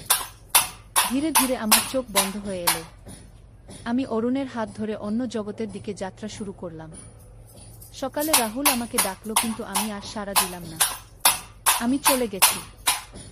আমার মৃত্যুতে সবাই খুব কষ্ট পেল। কিন্তু আমি জানি আমি আসলে চলে যাইনি। আমি শুধু অন্য একটা রূপে আছি। এখন আমি অরুণের সাথে আমার পরিবারকে রক্ষা করি। আমরা দুজন মিলে আমার প্রিয়জনদের সুখ শান্তি রক্ষা করি। আর্জন এখনো আমাদের দেখতে পায়। মাঝে মাঝে সে বলে, দাদি আর কাকা এসেছে। এভাবেই আমাদের পারিবারিক ভালোবাসার গল্প শেষ হয় না। মৃত্যুর পরেও সেই ভালোবাসা অব্যাহত থাকে, অন্য রূপে। এই গল্পটি আমি বলেছি আমার জীবনের সবচেয়ে গুরুত্বপূর্ণ অভিজ্ঞতাগুলো তুলে ধরার জন্য। যেখানে রহস্য আছে, রোমাঞ্চ আছে, আছে পারিবারিক ভালোবাসার মহিমা। আমি দেখিয়েছি কিভাবে কিছু ভুল বোঝাবুঝি একটা পরিবারকে ভাঙতে পারে, আবার কিভাবে সত্যিকারের ভালোবাসা সেই পরিবারকে আবার জোড়া লাগাতে পারে। নরেন্দ্র সিং এর মতো অশুভ শক্তি আমাদের জীবনে বাধা হয়ে আসতে পারে, কিন্তু যদি আমাদের মধ্যে পারস্পরিক ভালোবাসা আর বিশ্বাস থাকে, তাহলে কোনো অন্ধকার শক্তি আমাদের পরাজিত করতে পারে না। অভিষেকের মধ্যে যে ভুল চিন্তাভাবনা এসেছিল, সেটা তার বয়সের একটা স্বাভাবিক দোষ। কিন্তু সে সেই ভুল থেকে শিক্ষা নিয়ে নিজেকে সংশোধন করেছে। এটাই হচ্ছে একজন সত্যিকারের ভালো মানুষের পরিচয়। আর অরুণের মতো ভালোবাসা, যা মৃত্যুর পরেও অটুট থাকে, সেটা আমাদের শেখায় যে সত্যিকারের ভালোবাসা কখনো শেষ হয় না। আমার এই জীবনের গল্প থেকে সবাই শিক্ষা নিতে পারেন যে পরিবার হচ্ছে আমাদের জীবনের সবচেয়ে মূল্যবান সম্পদ। এই সম্পদকে রক্ষা করার জন্য আমাদের সবসময় সতর্ক থাকতে হবে। আর যে কোনো সমস্যা আসুক, যে কোনো রহস্য বা বিপদ আসুক, যদি আমরা একসাথে থাকি তাহলে সব কিছুর সমাধান হয়ে যায়। এই গল্পের মাধ্যমে আমি আপনাদের বোঝাতে চেয়েছি যে জীবনে রহস্য থাকবেই, কিন্তু সেই রহস্যের মুখোমুখি হওয়ার সাহস আর পরিবারের প্রতি ভালোবাসা থাকলে আমরা যে কোনো কিছু জয় করতে পারি। আমার জীবনে অনেক উথালপাতাল এসেছে, কিন্তু শেষ পর্যন্ত ভালোবাসাই জিতেছে। আর এটাই হচ্ছে জীবনের সবচেয়ে বড় শিক্ষা। কিন্তু আমার গল্প এখানেই শেষ নয়। মৃত্যুর পর আমি যে অভিজ্ঞতা লাভ করেছি সেটাও আপনাদের জানানো দরকার। আমি যখন মারা গেলাম তখন আমি নিজেকে একটা আলোকময় জগতে পেলাম। সেখানে কোনো দুঃখ নেই, কোনো কষ্ট নেই, শুধু শান্তি আর আনন্দ। অরুণ আমাকে স্বাগত জানালো। প্রিয়া, তুমি এসেছো। আমি কত বছর ধরে তোমার অপেক্ষা করেছি। আমি তার হাত ধরে বললাম, অরুণ, এত বছর তুমি কোথায় ছিলে? আমি ছিলাম তোমার পরিবারের সাথে, তোমাদের রক্ষা করার চেষ্টা করেছি, আর এই জগতেও আসতাম মাঝে মাঝে। এই জগৎটা অদ্ভুত সুন্দর, এখানে পৃথিবীর মতো সময়ের ধারণা নেই। আমি যখন ইচ্ছা তখন পৃথিবীতে আমার পরিবারের কাছে যেতে পারি। আমি দেখতে পেলাম আমার মৃত্যুর পর রাহুল কত কষ্ট পেয়েছে। সে প্রতিদিন আমার ছবির সামনে বসে কাঁদত। একদিন আমি তার স্বপ্নে গেলাম। রাহুল, তুমি কাঁদো না, আমি ভালো আছি। রাহুল স্বপনে আমার হাত ধরে বলল, প্রিয়া, তোমাকে ছাড়া আমি কিভাবে থাকব? তুমি সবল থাকো, অভিষেক আর অনিতার পাশে থাকো, আর্জনের দেখভাল করো, আমি সব সময় তোমাদের সাথে আছি। সেই স্বপনের পর রাহুল একটু শক্তি পেল। সে আস্তে আস্তে স্বাভাবিক জীবনে ফিরে আসার চেষ্টা করল। অভিষেক আমার মৃত্যুতে খুব ভেঙে পড়েছিল। সে নিজেকে দোষারোপ করত, ভাবত যে তার সেই ছোটবেলার ভুলের জন্যই আমার মৃত্যু হয়েছে। আমি তার কাছেও গেলাম। একদিন রাতে যখন সে একা বসে কাঁদছিল, আমি তার পাশে বসলাম। অভিষেক, তুই কাঁদিস কেন? অভিষেক চমকে উঠল। মা, তুমি? হ্যাঁ বেটা, আমি। তুই নিজেকে দোষ দিস না, তোর কোনো দোষ নেই। কিন্তু মা, আমি তোমাকে কত কষ্ট দিয়েছি। সেসব পুরানো কথা। তুই এখন একটা ভালো বাবা, ভালো স্বামী, এটাই আমার পাওয়া। আমি তার কপালে চুমু দিয়ে বললাম, তুই আর্জনের ভালো বাবা হয়ে ওঠ, তাকে ভালো মানুষ হিসেবে গড়ে তোল। অভিষেক সেই রাতের পর অনেক শান্তি পেল। সে আর নিজেকে দোষ দিত না। অনিতা আমার মৃত্যুর পর খুব একা বোধ করত। তার নিজের মা মারা গিয়েছিল ছোটবেলায়। আমি ছিলাম তার মায়ের মতো। আমি তার কাছেও গেলাম। সে রান্নাঘরে একা কাজ করছিল আর কাঁদছিল। অনিতা বেটা, তুই কাঁদিস কেন? অনিতা পিছনে তাকালো। আমাকে দেখে তার চোখ বড় হয়ে গেল। মা, আপনি সত্যি এসেছেন? হ্যাঁ বেটা, তুই কষ্ট পেজো না, আমি সব সময় তোমার সাথে আছি। অনিতা কাঁদতে কাঁদতে বলল, মা, আপনাকে ছাড়া আমার খুব কষ্ট হচ্ছে। আমি জানি বেটা, কিন্তু তুই যেভাবে এই পরিবারের দেখভাল করিস সেটা দেখে আমার খুব গর্ব হয়। তুই আমার চেয়েও ভালো বৌমা। আমি তার হাত ধরে বললাম, তুই আর্জনকে আমার কথা বলিস, বলিস যে তার দাদি তাকে খুব ভালোবাসে। অনিতা মাথা নাড়ল। আমি বলবো মা। রিয়ার সাথেও আমার দেখা হলো। সে আমার মৃত্যুর পর খুব পরিবর্তিত হয়ে গিয়েছিল। আগে সে খুব হাসি খুশি থাকত, কিন্তু আমার মৃত্যুর পর সে চুপচাপ হয়ে গেল। আমি তার স্বপ্নে গিয়ে বললাম, রিয়া, তুই আগের মতো হাসি খুশি থাক। আমি দেখতে পাচ্ছি তুই কত দুঃখী হয়েছিস। রিয়া কাঁদতে কাঁদতে বলল, মা, আপনি চলে গেলেন, এখন কার কাছে আমার মনের কথা বলবো? তুই অনিতার কাছে বলিস, ও তোর বৌদি হলেও বোনের মতো। আর যখনই খুব কষ্ট হবে তখন আমাকে মনে মনে ডাকিস, আমি শুনতে পাবো। আর্জুন আমাকে সবচেয়ে বেশি দেখতে পেত। শিশুরা আত্মাদের দেখার ক্ষমতা রাখে। আমি প্রায়ই তার সাথে খেলতাম। সে আমার কাছে দৌড়ে আসতো, দাদি এসেছে। অনিতা প্রথমে ভাবত আর্জুন কল্পনা করছে, কিন্তু একদিন আর্জুন বলল, মা, দাদি বলেছে তুমি আর কাঁদো না, দাদি তোমাকে দেখছে। অনিতা তখন বুঝতে পারল আমি সত্যিই আর্জুনের সাথে কথা বলি। এভাবে আমি আমার পরিবারের সবার সাথে যোগাযোগ রাখতে লাগলাম, তাদের কষ্টের সময় পাশে থাকতাম। কিন্তু আমার এই নতুন জগতে আরও অনেক আত্মা আছে। তাদের মধ্যে আমি অনেক আকর্ষণীয় মানুষের সাথে পরিচিত হলাম। একজনের নাম কমলা দিদি। উনি আমার বয়সী। উনিও তার পরিবারের জন্য চিন্তা করতেন। প্রিয়া, আমার ছেলেমেয়েরা এখনো আমার জন্য কাঁদে। আমি কি করব? দিদি, আপনিও আমার মতো তাদের স্বপ্নে যান, তাদের সান্ত্বনা দিন। আমি কমলা দিদিকে শেখালাম কিভাবে পৃথিবীতে যেতে হয়। উনিও তার পরিবারকে সাহায্য করতে শুরু করলেন। এই জগতে আরেকজন আছেন যার নাম মতিলাল কাকা। উনি একজন ডাক্তার ছিলেন। উনি বললেন, প্রিয়া, আমি এখনো পৃথিবীতে অসুস্থ মানুষদের সাহায্য করি। তুমি কি জানো এটা কিভাবে করতে হয়? না কাকা, আমি তো জানি না। মতিলাল কাকা আমাকে শেখালেন কিভাবে আধ্যাত্মিক শক্তি দিয়ে মানুষের রোগ নিরাময় করা যায়। আমি এই নতুন ক্ষমতা শিখে আমার পরিবারের কাজে লাগাতে শুরু করলাম। একদিন রাহুলের খুব জ্বর হয়েছিল। ডাক্তারের ওষুধেও ভালো হচ্ছিল না। আমি তার পাশে বসে আমার হাত তার মাথায় রাখলাম। আধ্যাত্মিক শক্তি প্রয়োগ করে তার জ্বর কমিয়ে দিলাম। পরের দিন সকালে সে সম্পূর্ণ সুস্থ হয়ে উঠল। অভিষেকের যখন চাকরিতে সমস্যা হয়েছিল, আমি তার অফিসে গিয়ে তার বসের মনে ভালো চিন্তা ঢুকিয়ে দিলাম।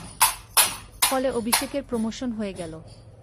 অনিতার যখন দ্বিতীয় সন্তানের জন্য সমস্যা হচ্ছিল, আমি ডাক্তারদের মনে সঠিক চিকিৎসার পদ্ধতি ঢুকিয়ে দিলাম। ফলে তার একটা সুন্দর মেয়ে হলো। রিয়ার বিয়েতেও আমি সাহায্য করেছিলাম।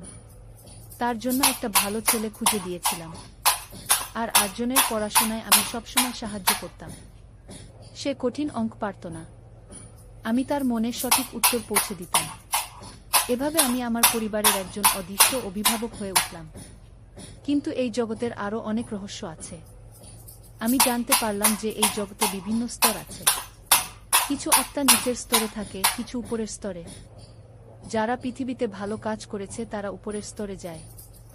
যারা খারাপ কাজ করেছে তারা নিচের স্তরে যায়। আমি মাঝামাঝি একটা স্তরে ছিলাম।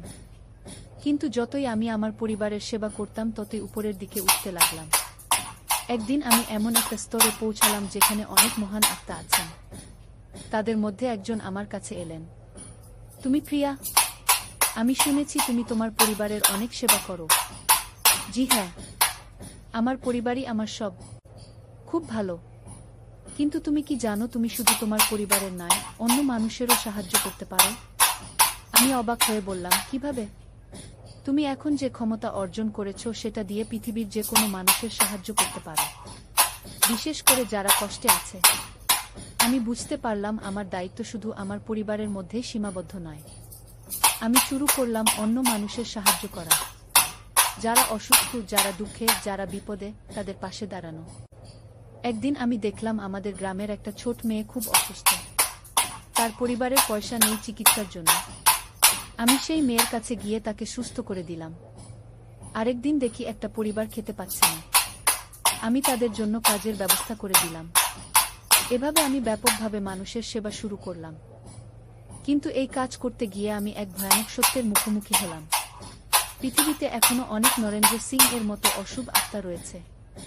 একদিন আমি দেখলাম আমাদের পাশের জেলায় একটা গ্রামে অদ্ভুত ঘটনা ঘটছে। সেখানে মানুষ রহস্যজনকভাবে অসুস্থ হয়ে পড়ছে। আমি সেখানে গিয়ে দেখি একটা প্রাচীন মন্দিরে এক অশুভ আত্মা বাস করে। সে গ্রামের মানুষদের উপর অভিশাপ দিচ্ছে। আমি সেই আত্মার সাথে লড়াই করে তাকে পরাজিত করলাম। গ্রামের মানুষ সুস্থ হয়ে উঠল। এই ঘটনার পর আমি বুঝতে পারলাম আমার একটা বিশেষ দায়িত্ব আছে। আমাকে এই ধরনের অশুভ শক্তির বিরুদ্ধে লড়াই করতে হবে। অরুণ আমাকে বলল, প্রিয়া, তুমি এখন একজন রক্ষক আত্মা হয়ে উঠেছ। তোমার কাজ হচ্ছে নিরীহ মানুষদের রক্ষা করা। আমি এই নতুন দায়িত্ব গ্রহণ করলাম। এরপর আমার কাহিনী আরও জটিল হয়ে উঠল। আমি বিভিন্ন জায়গায় গিয়ে অশুভ শক্তির বিরুদ্ধে লড়াই করতে লাগলাম। একবার ঢাকা শহরে একটা পুরানো বিল্ডিংয়ে ভূতের উপদ্রব ছিল। আমি সেখানে গিয়ে সেই ভূতকে পরাজিত করলাম। আরেকবার চট্টগ্রামে একটা জাহাজে অশুভ আত্মার বাস ছিল। সেই জাহাজে যারা কাজ করত তারা একে একে অসুস্থ হয়ে যাচ্ছিল। আমি সেই আত্মাকে তাড়িয়ে দিলাম। এভাবে আমি সারা বাংলাদেশে ঘুরে ঘুরে মানুষের সেবা করতে লাগলাম। কিন্তু সবচেয়ে বড় চ্যালেঞ্জ এলো যখন আমি জানতে পারলাম যে নরেন্দ্র সিং এর মতো আরও অনেক জমিদার আত্মা বিভিন্ন জায়গায় রয়েছে। তারা একসাথে মিলে একটা অশুভ জোট তৈরি করেছে। তাদের পরিকল্পনা হচ্ছে পুরো বাংলাদেশে অন্ধকার ছড়িয়ে দেওয়া। আমি এই খবর পেয়ে খুব চিন্তিত হলাম। একা তাদের বিরুদ্ধে লড়াই করা সম্ভব নয়। আমি অরুণকে বললাম, আমি একা কিভাবে এত বড় অশুভ শক্তির বিরুদ্ধে লড়ব? অরুণ বলল, তুমি একা নও, আমিও তোমার সাথে আছি। আর এই জগতে আরও অনেক ভালো আত্মা আছে যারা তোমার সাহায্য করবে। সত্যিই আমার চারপাশে অনেক ভালো আত্মা জমা হলো। তারা সবাই আমার মতো পৃথিবীতে ভালো কাজ করতে চায়। আমরা একসাথে মিলে একটা ভালো আত্মাদের জোট তৈরি করলাম। আমাদের লক্ষ্য ছিল অশুভ শক্তির বিরুদ্ধে লড়াই করা। আমাদের প্রথম বড় যুদ্ধ হলো সিলেট অঞ্চলে। সেখানে 3 জন জমিদার আত্মা মিলে একটা ভয়ানক অভিশাপ সৃষ্টি করেছিল। পুরো অঞ্চলের মানুষ অসুস্থ হয়ে পড়েছিল। আমরা 10 জন ভালো আত্মা মিলে সেখানে গেলাম। এক ভয়ানক যুদ্ধ হলো। আমরা আমাদের সম্মিলিত শক্তি দিয়ে সেই 3 অশুভ আত্মাকে পরাজিত করলাম। এই বিজয়ের পর আমাদের শক্তি আরও বৃদ্ধি পেল। আরও অনেক ভালো আত্মা আমাদের দলে যোগ দিল। কিন্তু অশুভ শক্তিও বসেছিল না। তারা আরও অনেক অশুভ আত্মাকে একত্রিত করল। এভাবে শুরু হলো আত্মিক জগতের এক মহাযুদ্ধ। একদিকে আমাদের মতো ভালো আত্মারা, অন্যদিকে অশুভ আত্মাদের দল। এই যুদ্ধ চলতে লাগলো বছরের পর বছর। আমরা কখনো জিততাম, কখনো হারতাম। কিন্তু ধীরে ধীরে আমি বুঝতে পারলাম যে শুধু যুদ্ধ করে এই সমস্যার সমাধান হবে না। আমাদের অন্য পথ খুঁজতে হবে। আমি একদিন আমাদের জগতের সবচেয়ে জ্ঞানী আত্মার কাছে গেলাম। তার নাম বিদ্যাসাগর মহাশয়। মহাশয়, আমরা কিভাবে এই অশুভ শক্তিকে চিরতরে পরাজিত করতে পারি? বিদ্যাসাগর মহাশয় বললেন, প্রিয়া, অশুভ শক্তিকে পরাজিত করার একমাত্র উপায় হচ্ছে পৃথিবীতে ভালোবাসা আর শান্তি বৃদ্ধি করা। যত বেশি মানুষ ভালো কাজ করবে, তত কমে যাবে অশুভ শক্তির প্রভাব। আমি বুঝতে পারলাম আমাদের কৌশল পরিবর্তন করতে হবে। শুধু যুদ্ধ নয়, আমাদের মানুষের মনে ভালো চিন্তা ঢুকিয়ে দিতে হবে। আমি আমার দলকে নতুন পরিকল্পনা বললাম। আমরা বিভিন্ন মানুষের কাছে গিয়ে তাদের মনে দয়া, ভালোবাসা, সহানুভূতি জাগিয়ে দেব। এই নতুন কৌশল খুবই কার্যকর হলো। মানুষ যত বেশি ভালো কাজ করতে লাগলো, তত কমতে লাগলো অশুভ শক্তির প্রভাব। কয়েক বছরের মধ্যেই আমরা অশুভ আত্মাদের দলকে পরাজিত করতে সক্ষম হলাম। এই সাফল্যের পর আমাকে আত্মিক জগতের একটা বিশেষ পদ দেওয়া হলো। আমি হয়ে উঠলাম রক্ষক প্রধান। আমার দায়িত্ব হলো নতুন রক্ষক আত্মাদের প্রশিক্ষণ দেওয়া আর পৃথিবীতে শান্তি বজায় রাখা। কিন্তু এই সব কাজের মধ্যেও আমি আমার পরিবারের খোঁজখবর রাখতাম। আর্জন বড় হয়ে একজন ডাক্তার হলো। সে অনেক গরিব মানুষের বিনামূল্যে চিকিৎসা করে। আমি তার কাজে গর্বিত। অনিতার দ্বিতীয় সন্তান, আমার নাতনি অনন্যা, সে হলো একজন শিক্ষিকা। সে অনাথ শিশুদের পড়াশোনা শেখায়। অভিষেক একজন সফল ইঞ্জিনিয়ার হয়েছে। সে গ্রামে গ্রামে রাস্তাঘাট তৈরি করে মানুষের জীবনযাত্রার মান উন্নয়ন করছে। রিয়া একজন সামাজিক কর্মী হয়েছে। সে মহিলাদের স্বাবলম্বী করার জন্য কাজ করে। তার স্বামীও তার কাজে সাহায্য করে। রাহুল বৃদ্ধ বয়সে খুব শান্ত আর ধার্মিক হয়ে উঠেছে। সে প্রতিদিন আমার জন্য প্রার্থনা করে। আমি জানি সে আমার অপেক্ষায় আছে। এভাবে আমার পরিবারের সবাই ভালো কাজে নিয়োজিত। এটা দেখে আমার খুব আনন্দ হয়। কিন্তু আমার গল্পে আরও একটা চমক আছে। একদিন আমি জানতে পারলাম যে আমাদের গ্রামে একটা প্রাচীন রহস্য লুকিয়ে আছে। আমাদের গ্রামের নদীর তলায় একটা 1000 বছরের পুরানো মন্দির আছে। সেই মন্দিরে এক দেবী মূর্তি আছে যার অসীম শক্তি। কিন্তু সেই মূর্তি 1000 বছর ধরে পানির নিচে চাপা পড়ে আছে। যদি সেই মূর্তি উদ্ধার করা যায়, তাহলে পুরো অঞ্চলে অভূতপূর্ব কল্যাণ নেমে আসবে। আমি এই তথ্য পেয়ে খুব উত্তেজিত হলাম। আমি ঠিক করলাম এই মূর্তি উদ্ধার করার জন্য কাজ শুরু করব।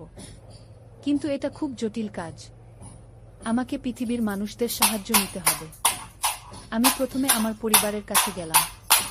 অভিষেককে স্বপ্নে বললাম, বেটা, আমাদের গ্রামের নদীর নিচে একটা পুরানো মন্দির আছে। সেখানে খোঁজাখুঁজি করলে বড় কিছু পাওয়া যাবে। অভিষেক প্রথমে বিশ্বাস করল না। কিন্তু আমি কয়েকদিন ধরে তার স্বপ্নে একই কথা বলতে থাকলাম। অবশেষে অভিষেক সিদ্ধান্ত নিল নদীতে খোঁজাখুঁজি করার। সে কিছু প্রত্নতত্ত্ববিদের সাহায্য নিল। তারা যখন নদীর তলায় খনন শুরু করল, প্রথমে কিছুই পেল না।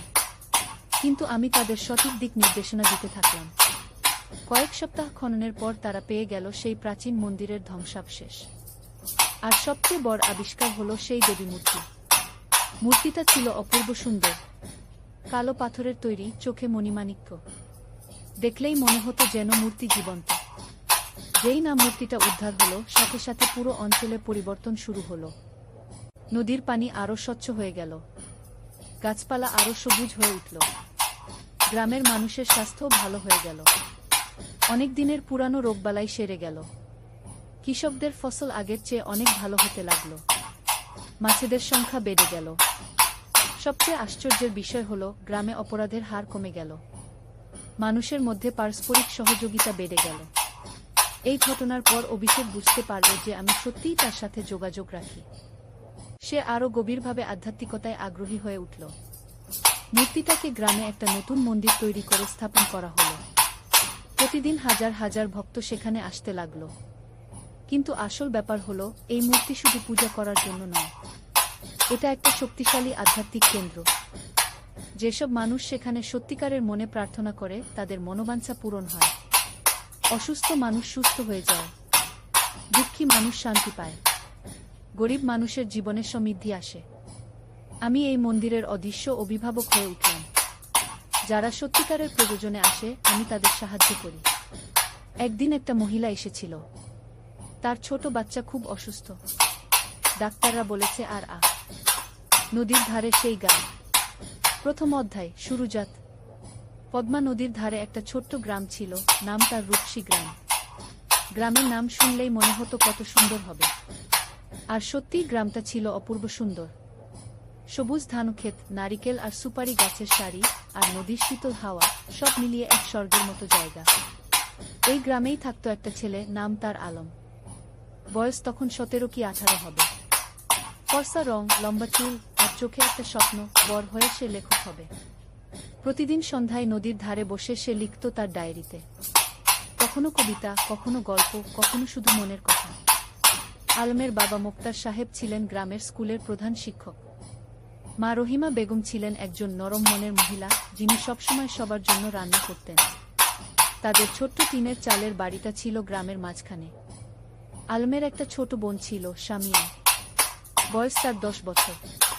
চঞ্চল, দুষ্টু, কিন্তু খুব মিষ্টি। সে সবসময় ভাইয়ের পিছন পিছন ঘুরত। ভাইয়া, আমাকে নিয়ে চলো না। এই ছিল তার প্রিয় সংলাপ। দ্বিতীয় অধ্যায়, নতুন প্রতিবেশী। একদিন গ্রামে নতুন একটা পরিবার এলো। তারা ঢাকা থেকে এসেছিল। বাবা একজন সরকারি চাকরিজীবী, বদলি হয়ে এই উপজেলায় এসেছেন। তাদের সাথে ছিল একটা মেয়ে, নাম তার তানিয়া। তানিয়া ছিল আলমের সমবয়সী। লম্বা চুল, বড় বড় চোখ, আর মুখে সবসময় একটা হাসি। সে ছিল খুবই পড়ুয়া। বই পড়তে তার খুব ভালো লাগত। প্রথম দিন যখন সে গ্রামের স্কুলে ভর্তি হলো, তখন সবাই অবাক হয়ে তাকে দেখছিল। শহুরে মেয়ে, কিন্তু কোনো অহংকার নেই। আলম আর তানিয়ার প্রথম দেখা হয়েছিল স্কুলের লাইব্রেরিতে। দুজনেই একই বই খুঁজছিল, রবীন্দ্রনাথের গোরাগি। তুমিও রবীন্দ্রনাথ পড়ো?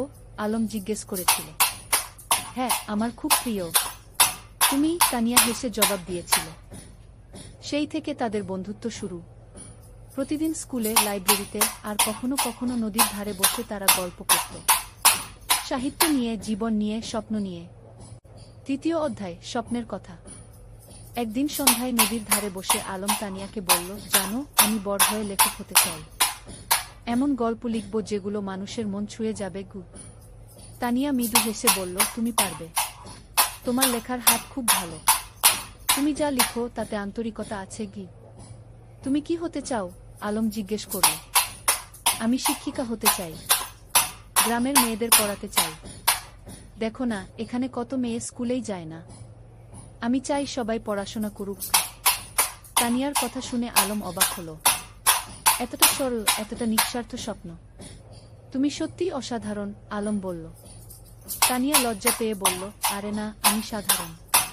তবে হ্যাঁ, আমি মানুষের জন্য কিছু করতে চাই। সেদিন থেকে আলমের মনে তানিয়ার জন্য একটা বিশেষ জায়গা তৈরি হলো। সে বুঝতে পারছিল না এটা কি অনুভূতি, কিন্তু তানিয়াকে না দেখলে তার দিন ভালো যেত না।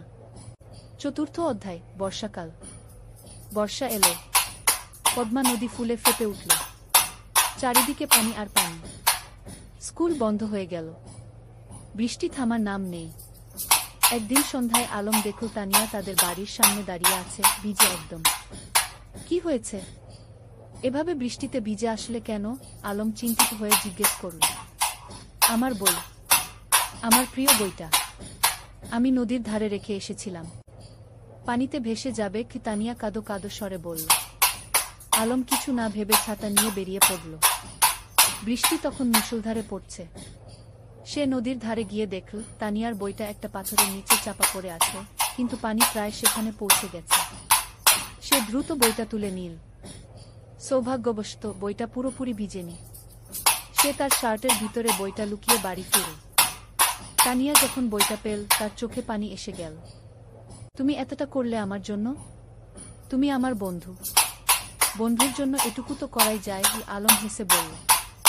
সেদিন থেকে তানিয়াও বুঝতে পারল আলম তার কাছে শুধু একজন বন্ধু নয়, আরও বেশি কিছু। পঞ্চম অধ্যায়, গ্রামের মেলা। শরৎকাল এলো। গ্রামে বড় মেলা বসল।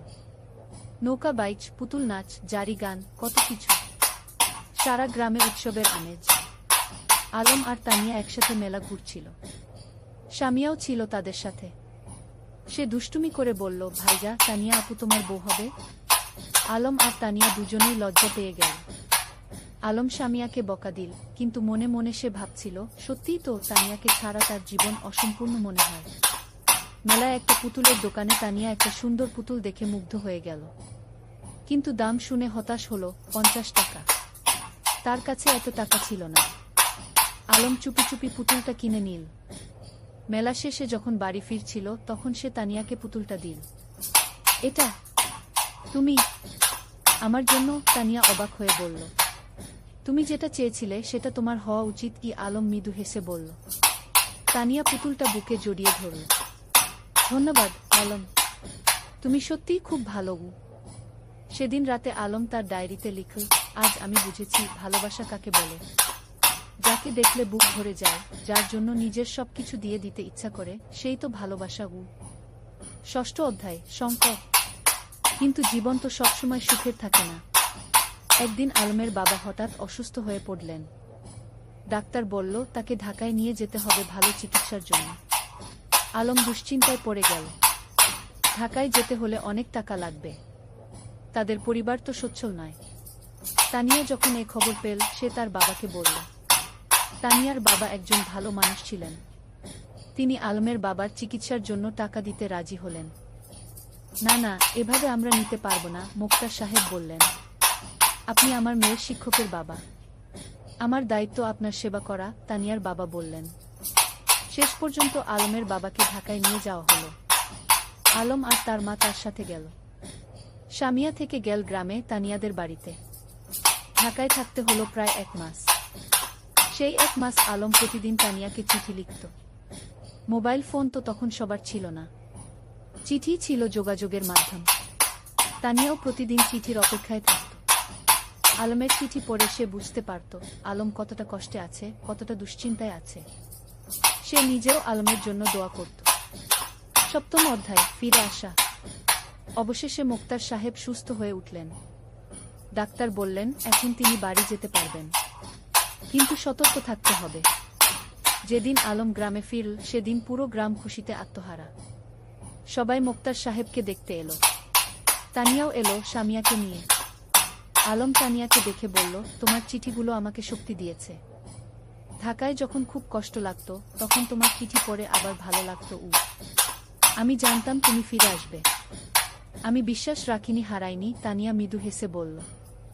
সেদিন বিকেলে নদীর ধারে বসে আলম তানিয়াকে বলল, তানিয়া, আমি তোমাকে কিছু বলতে চাই। বলো, তানিয়া বলল। আমি তোমাকে ভালোবাসি। ঢাকায় থাকার সময় প্রতিটা মুহূর্তে তোমার কথা মনে পড়েছে। তুমি ছাড়া আমার জীবন অর্থহীন। তানিয়া কিছুক্ষণ চুপ করে রইল। তারপর বলল, আমিও তোমাকে ভালোবাসি আলম, কিন্তু আমরা এখনো ছোট।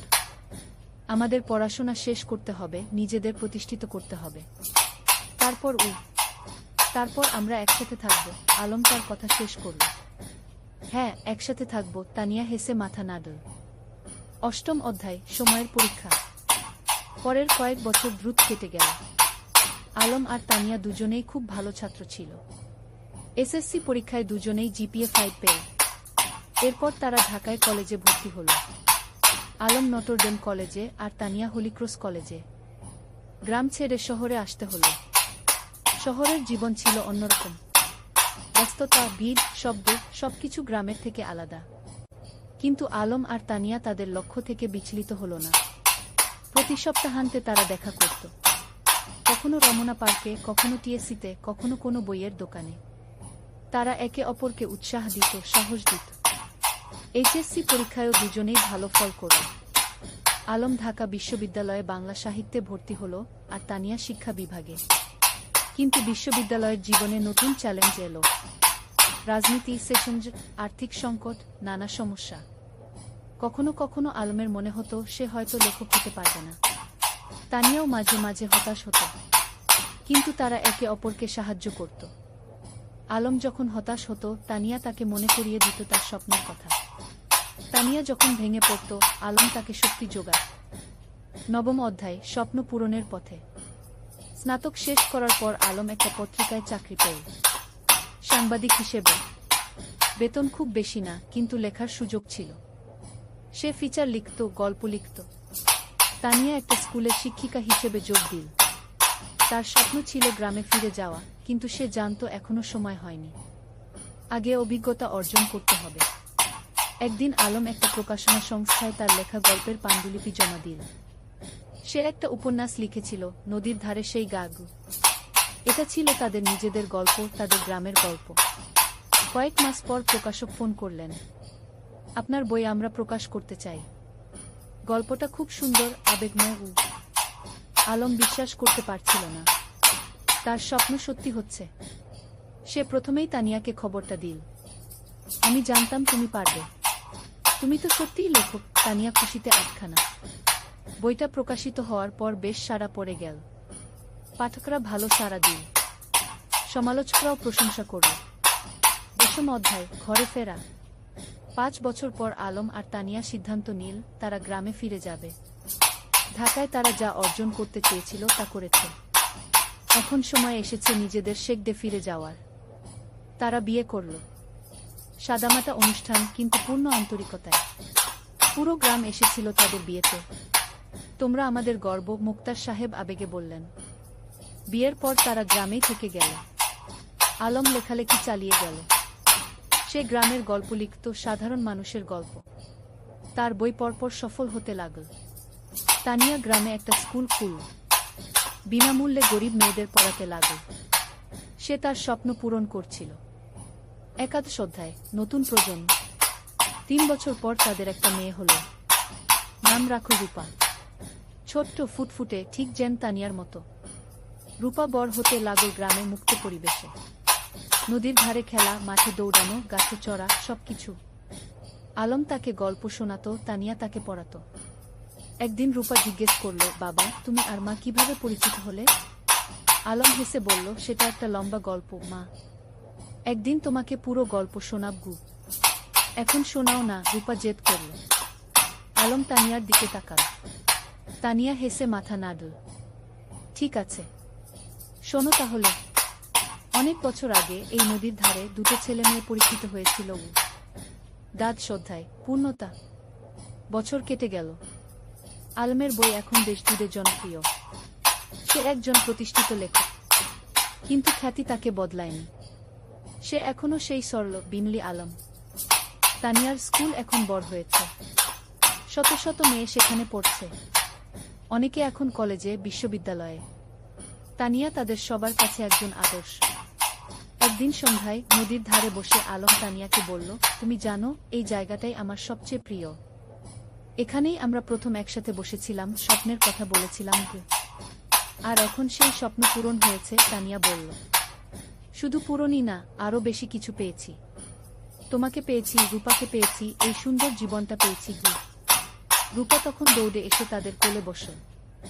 বাবা, আমি বড় হয়ে তোমার মতো লেখক হব। আলম হেসে মেয়ের মাথায় হাত বুলিয়ে দিল।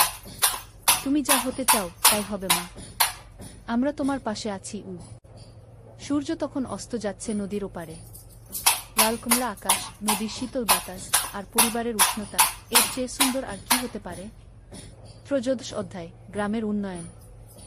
আলম আর তানিয়া শুধু নিজেদের নিয়েই ব্যস্ত ছিল না, তারা পুরো গ্রামের উন্নয়ন নিয়ে ভাবত। আলম তার লেখালেখি থেকে যা আয় করত তার একটা অংশ গ্রামের উন্নয়নে ব্যয় করত। তারা গ্রামে একটা লাইব্রেরি খুলল, হাজার হাজার বই নিয়ে। গ্রামের যে কেউ এসে বই পড়তে পারত। ছোট ছেলেমেয়েরা বিকেলে এসে বই পড়ত, গল্প শুনত। জ্ঞানী শক্তি, আলম সবসময় বলত, আমরা যদি আমাদের নতুন প্রজন্মকে শিক্ষিত করতে পারি তাহলে গ্রাম এমনিতেই উন্নত হবে। তানিয়া তার স্কুলে শুধু পড়াশোনাই শেখাতো না, জীবন দক্ষতাও শেখাতো। মেয়েদের শেখাতো কিভাবে আত্মবিশ্বাসী হতে হয়, কিভাবে নিজের মতামত প্রকাশ করতে হয়, কিভাবে স্বাবলম্বী হতে হয়। শিক্ষা মানে শুধু বই পড়া নয়, তানিয়া বলতো। শিক্ষা মানে জীবনকে বুঝতে শেখা, মানুষ হয়ে ওঠা। গ্রামের মানুষ তাদের এই প্রচেষ্টায় খুব খুশি ছিল। যারা আগে মেয়েদের স্কুলে পাঠাতে চাইত না, তারাও এখন পাঠাতে শুরু করেছে। একদিন গ্রামের প্রবীণ হাজী সাহেব আলমকে বললেন, বাবা, তোমরা আমাদের গ্রামের জন্য যা করছো সেটা আল্লাহ কবুল করুন। তোমরা না থাকলে আমাদের গ্রাম এখনো অন্ধকারেই থাকত। আলম বিনয়ের সাথে বলল, চাচা, আমরা তো এই গ্রামেরই সন্তান। আমাদের দায়িত্ব এই গ্রামের সেবা করা। চতুর্দশ অধ্যায়, বাধা আর সংগ্রাম। কিন্তু জীবন তো সবসময় মসৃণ পথে চলে না। একদিন গ্রামে একটা বড় সমস্যা দেখা দিল। পদ্মা নদীর ভাঙন শুরু হলো। প্রতিদিন নদী গ্রামের জমি গিলে খাচ্ছে। অনেক পরিবার তাদের বাড়িঘর হারাচ্ছে। ফসলের জমি নদীতে তলিয়ে যাচ্ছে। মানুষ আতঙ্কিত। আলম আর তানিয়া বসে থাকল না। তারা একটা সভা ডাকল। পুরো গ্রামের মানুষ এলো। আমরা যদি একসাথে কাজ করি তাহলে আমরা নদীর ভাঙন রোধ করতে পারব, আলম বলল। আমাদের সরকারের কাছে দরখাস্ত দিতে হবে, আমাদের নিজেদেরও কিছু পদক্ষেপ নিতে হবে। তারা একটা কমিটি গঠন করল। জেলা প্রশাসকের কাছে দরখাস্ত দিল। সংবাদপত্র লিখল। আলম তার লেখনীর মাধ্যমে এই সমস্যা তুলে ধরল সারা দেশে।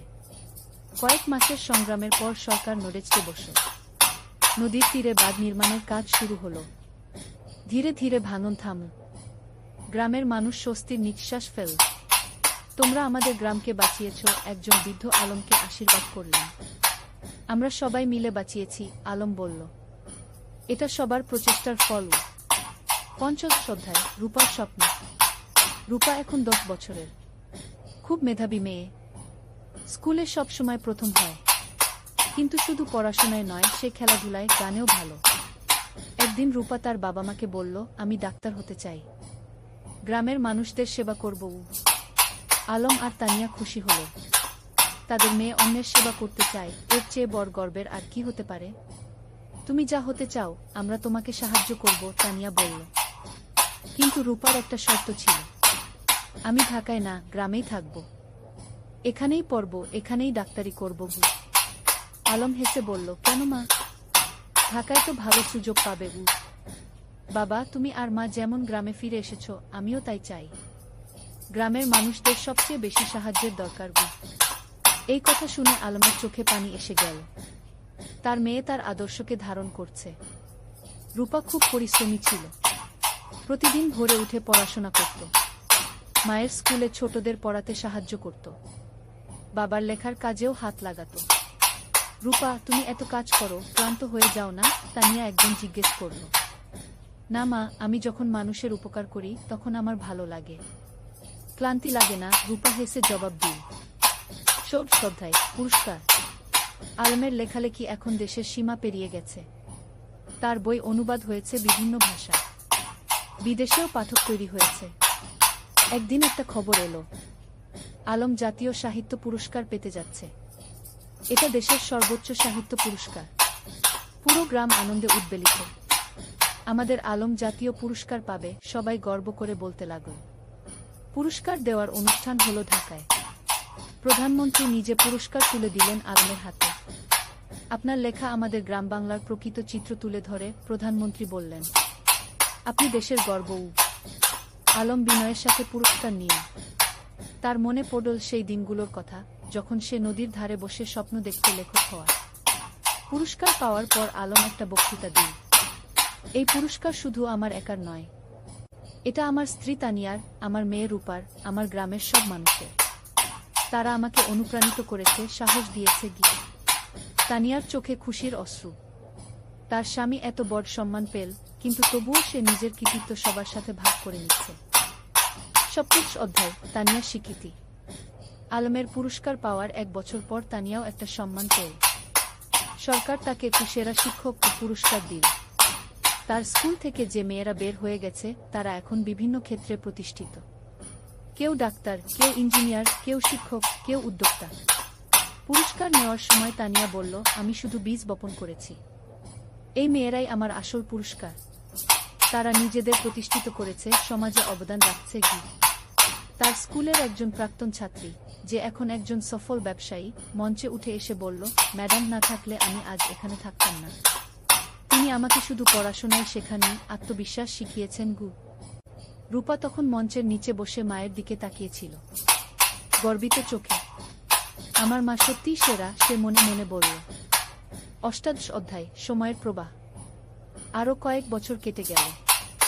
রূপা এখন অষ্টম শ্রেণীতে। খুব ভালো ছাত্রী। তার স্বপ্ন ডাক্তার হওয়ার, সেই স্বপ্ন এখনো অটুট। আলম এখনো লিখে যাচ্ছে। তার নতুন একটা উপন্যাস বের হলো, জোছনা রাতের স্বপ্ন। এটাও বেশ জনপ্রিয় হলো। তানিয়ার স্কুল এখন অনেক বড়। ৩০০ জন ছাত্রী, ১০ জন শিক্ষক, একটা পূর্ণাঙ্গ শিক্ষা প্রতিষ্ঠান। গ্রামটাও অনেক বদলে গেছে। এখন পাকা রাস্তা, বিদ্যুৎ, স্বাস্থ্যকেন্দ্র, সবকিছু আছে। কিন্তু গ্রামের আত্মা, সেই সারল্য, সেই ভালোবাসা, সেটা আছে অক্ষুণ্ণ। একদিন সন্ধ্যায় পুরো পরিবার নদীর ধারে বসেছিল। আলম, তানিয়া, রূপা আর সামিয়া। সামিয়া এখন বিবাহিত, তার একটা ছেলে আছে। ভাইয়া, মনে আছে যখন আমি ছোট ছিলাম, তুমি আর ভাবি এখানে বসে গল্প করতে? সামিয়া হেসে বলল। মনে আছে, আলম হেসে বলল। সেই সময়গুলো কত সুন্দর ছিল। এখনকার সময়ও কম সুন্দর নয়, তানিয়া বলল। আমরা একসাথে আছি, সুস্থ আছি, খুশি আছি, এর চেয়ে বড় সৌভাগ্য আর কি? রূপা বলল, বাবা, তোমার আর মায়ের মতো আমিও একজন ভালো মানুষকে জীবনসঙ্গী হিসেবে পেতে চাই। আলম মেয়ের মাথায় হাত রেখে বলল, তুমি পাবে মা। তবে তার আগে তোমার স্বপ্ন পূরণ করো। ডাক্তার হও, তারপর জীবনসঙ্গী খুঁজবে। ঊনবিংশ অধ্যায়, নতুন চ্যালেঞ্জ। রূপা এসএসসি পরীক্ষা দিল। ফলাফল বেরোলো, জিপিএ 5। পুরো গ্রাম খুশি। আলম আর তানিয়া গর্বিত। কিন্তু এখন একটা বড় সিদ্ধান্ত নিতে হবে। রূপা ডাক্তার হতে চায়, আর তার জন্য তাকে মেডিকেল কলেজে ভর্তি হতে হবে। কিন্তু গ্রামে তো মেডিকেল কলেজ নেই। বাবা, আমি ঢাকা মেডিকেলে ভর্তি হতে চাই, রূপা বলল। আলম একটু চিন্তিত হলো। কিন্তু তুমি তো বলেছিলে গ্রামে থাকবে। হ্যাঁ বাবা, আমি গ্রামে ফিরে আসব। কিন্তু ভালো ডাক্তার হতে হলে ভালো প্রতিষ্ঠান থেকে পড়তে হবে। আমি 5 বছর ঢাকায় থাকব, তারপর ফিরে আসব এবং গ্রামে একটা হাসপাতাল খুলব। তানিয়া বলল, মেয়েটা ঠিকই বলছে। আমরাও তো ঢাকায় গিয়ে পড়াশোনা করেছিলাম, তারপর ফিরে এসেছি।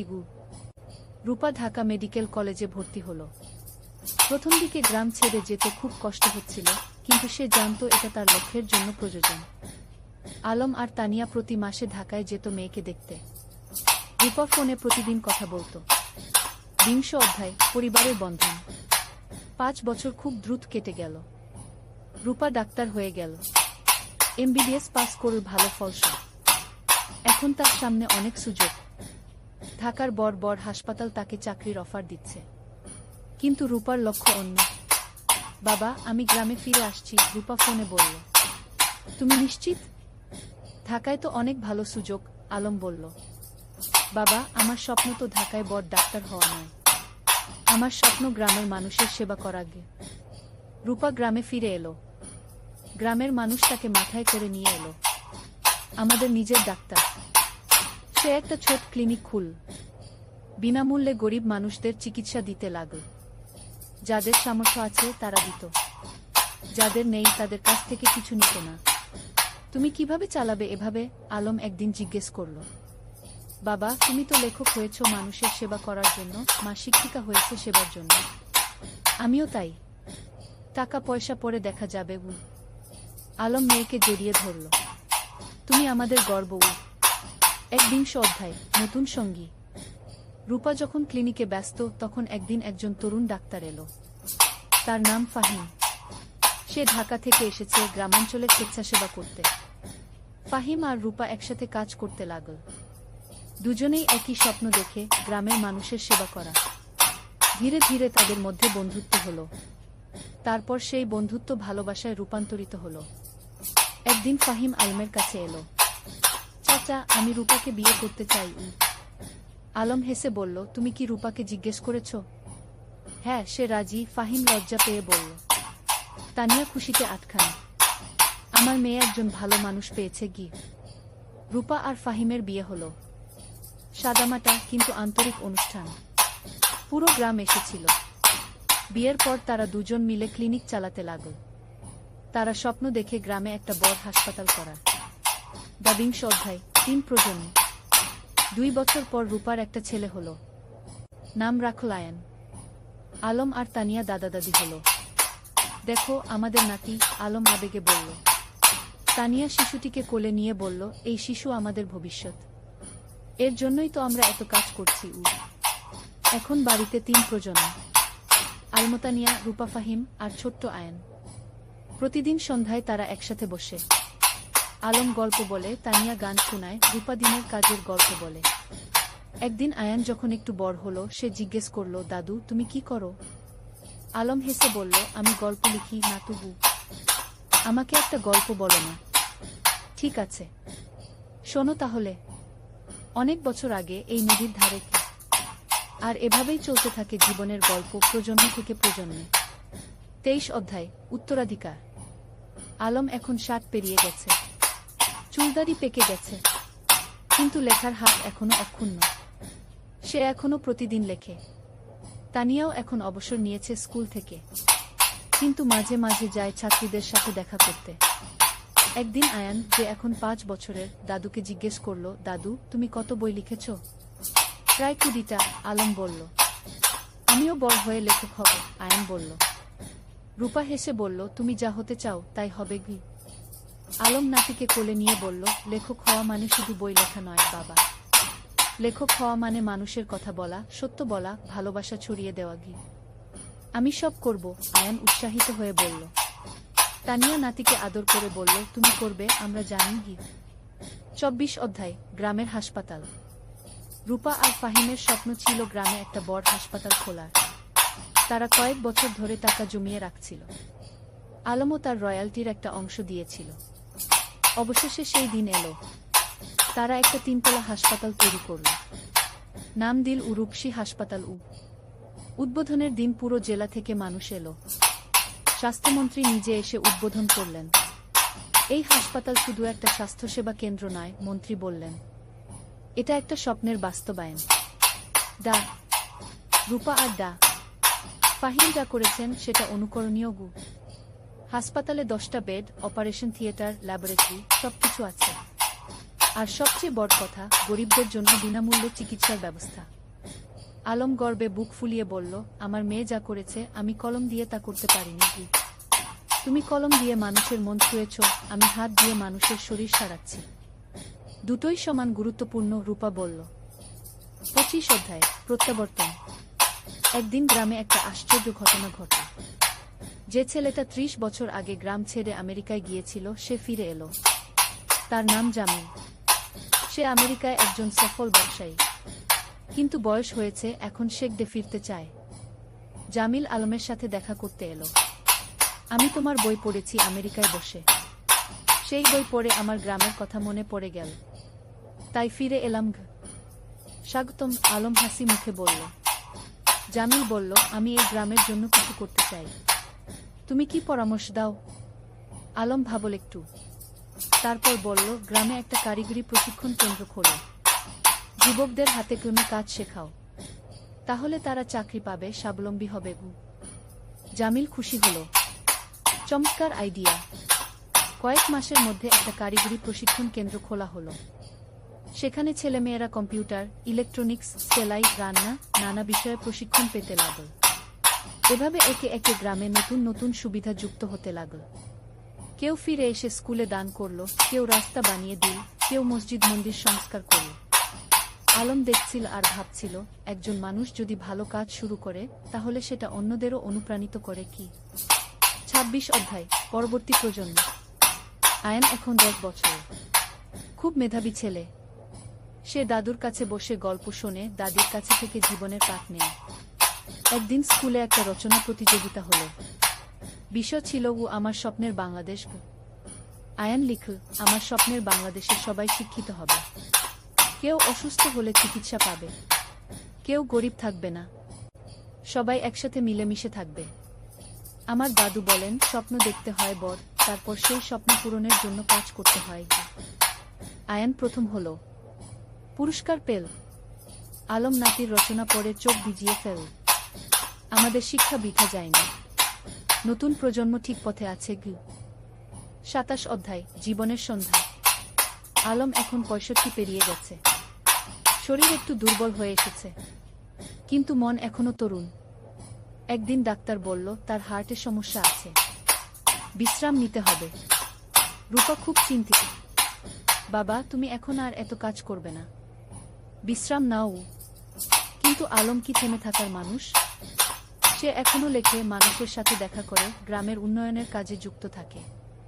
তানিয়া বলল, তুমি একটু শান্ত হও। আমরা এত কাজ করেছি, এখন পরের প্রজন্মকে দায়িত্ব দাও। তুমি ঠিক বলছো, আলম মেনে নিল। কিন্তু আমার একটা শেষ ইচ্ছা আছে। কি? তানিয়া জিজ্ঞেস করল। আমি আমাদের জীবনের গল্পটা লিখতে চাই, একটা আত্মজীবনী, যাতে পরের প্রজন্ম জানতে পারে আমরা কিভাবে স্বপ্ন দেখেছিলাম, কিভাবে সেই স্বপ্ন পূরণ করেছিলাম। তুমি লেখো, তানিয়া হেসে বলল। আমি তোমাকে সাহায্য করব। 28 অধ্যায়, শেষ বই। পরের 6 মাস আলম লিখল তার জীবনের গল্প। নদীর ধারে সেই গা, একটি জীবন কথা। কি নাম দিল? বইটাই ছিল তাদের প্রথম দেখা, প্রথম প্রেম, সংগ্রাম, সফলতা, ব্যর্থতা, সবকিছু। বই প্রকাশিত হওয়ার পর দেশজুড়ে সাড়া পড়ে গেল। মানুষ পড়ল আর অনুপ্রাণিত হল। একজন পাঠক চিঠি লিখল, আপনার বই পড়ে আমি বুঝেছি স্বপ্ন দেখা আর তা পূরণ করা সম্ভব। আমিও এখন আমার গ্রামে ফিরে যাব, কিছু করব। আলম এই চিঠি পড়ে খুশি হল। দেখো তানিয়া, আমাদের জীবন বৃথা যায়নি, আমরা মানুষকে অনুপ্রাণিত করতে পেরেছি। 29 অধ্যায়, বিদায়। এক শীতের সকালে আলম ঘুম থেকে উঠল না। তার হার্ট অ্যাটাক হয়েছে। রূপা যতই চেষ্টা করল, কিছু করতে পারল না। আলম চলে গেল। পুরো গ্রাম শোকে মুহ্যমান। আমাদের আলম চলে গেল, সবাই কাঁদল। তানিয়া কান্নায় ভেঙে পড়ল। তুমি আমাকে একা ফেলে চলে গেলে। রূপা মাকে সান্ত্বনা দিল। মা, বাবা চলে যায়নি। তার লেখায় সে বেঁচে আছে, তার কাজে সে বেঁচে আছে, আমাদের মধ্যে সে বেঁচে আছে। আলমের জানাজায় হাজার হাজার মানুষ এলো। তাকে সমাহিত করা হলো গ্রামের কবরস্থানে, নদীর পাশে, যেখানে সে জীবনের অনেকটা সময় কাটিয়েছে। 30 অধ্যায়, উত্তরাধিকার, শেষ অধ্যায়। আলমের মৃত্যুর পর তানিয়া ভেঙে পড়েনি। সে আরো শক্ত হয়েছে। আলম চলে গেছে, কিন্তু তার স্বপ্ন চলে যায়নি। আমাকে সেই স্বপ্ন বাঁচিয়ে রাখতে হবে। সে গ্রামের লাইব্রেরিটাকে কি আলম স্মৃতি লাইব্রেরিতে নাম দিল। সেখানে আলমের সব বই রাখা হলো। রূপা হাসপাতালে আরো বেশি মনোযোগী হলো। বাবা চাইতেন আমি মানুষের সেবা করি, আমি তাই করব। ফাহিম তার পাশে থেকে সাহায্য করল। আয়ান, যে এখন 15 বছরের, দাদুর মতো লিখতে শুরু করল। সে গল্প লেখে, কবিতা লেখে। একদিন আয়ান তানিয়াকে তার লেখা একটা গল্প দেখাল। গল্পের নাম দাদুর স্বপ্ন। তানিয়া পড়ল। চোখে পানি এলো। তোমার দাদু বেঁচে আছে তোমার মধ্যে। বছরের পর বছর কেটে গেল। গ্রামটা আরো উন্নত হলো। কিন্তু আলমকে কেউ ভুলল না। প্রতি বছর তার জন্মদিনে গ্রামে একটা সাহিত্য উৎসব হয়। তরুণ লেখকরা আসে, তাদের লেখা পড়ে। তানিয়া এখন 80 পেরিয়ে গেছে, কিন্তু এখনো প্রতিদিন স্কুলে যায়, ছাত্রীদের দেখে আসে। একদিন এক তরুণী তানিয়াকে জিজ্ঞেস করল, ম্যাডাম, আপনার আর আলম স্যারের গল্পটা কি সত্যি? তানিয়া হেসে বলল, হ্যাঁ, প্রতিটা শব্দ সত্যি। আমরা স্বপ্ন দেখেছিলাম আর সেই স্বপ্ন পূরণ করেছিলাম। আমিও কি পারবো? তরুণী জিজ্ঞেস করল। অবশ্যই পারবে, তানিয়া দৃঢ়তার সাথে বলল। শুধু স্বপ্ন দেখো, তারপর সেই স্বপ্ন পূরণের জন্য কাজ করো, আর কখনো হাল ছেড়ো না। সেদিন সন্ধ্যায় নদীর ধারে বসে তানিয়া আকাশের দিকে তাকাল। আলম, তুমি কি দেখছো? আমরা যা শুরু করেছিলাম তা এখনো চলছে। তোমার স্বপ্ন বেঁচে আছে। নদীর জল কুলকুল করে বয়ে যাচ্ছে। বাতাসে যেন আলমের কণ্ঠস্বর ভেসে এলো, আমি জানতাম তুমি পারবে। আমরা একসাথে এই স্বপ্ন দেখেছিলাম, তুমি তা বাঁচিয়ে রেখেছ। ধন্যবাদ তানিয়া। তানিয়া হাসল, চোখে পানি কিন্তু মুখে হাসি। ধন্যবাদ তোমাকে আলম, তুমি আমার জীবনকে অর্থবহ করেছিলে। সমাপ্তি। এই ছিল আলম আর তানিয়ার গল্প। দুটো সাধারণ মানুষ যারা অসাধারণ স্বপ্ন দেখেছিল। আর সেই স্বপ্ন শুধু নিজেদের জন্যই ছিল না, ছিল সবার জন্য। আজও রূপসী গ্রামে যদি যাও, দেখবে আলম স্মৃতি লাইব্রেরি, তানিয়া বালিকা বিদ্যালয়, রূপসী হাসপাতাল, সবকিছু দাঁড়িয়ে আছে।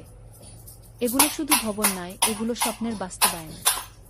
আর নদীর ধারে, যেখানে একদিন দুটো তরুণী বসে স্বপ্ন দেখেছিল, সেখানে এখন একটা ফলক লাগানো আছে। তাতে লেখা, যেখানে স্বপ্ন শুরু হয়েছিল।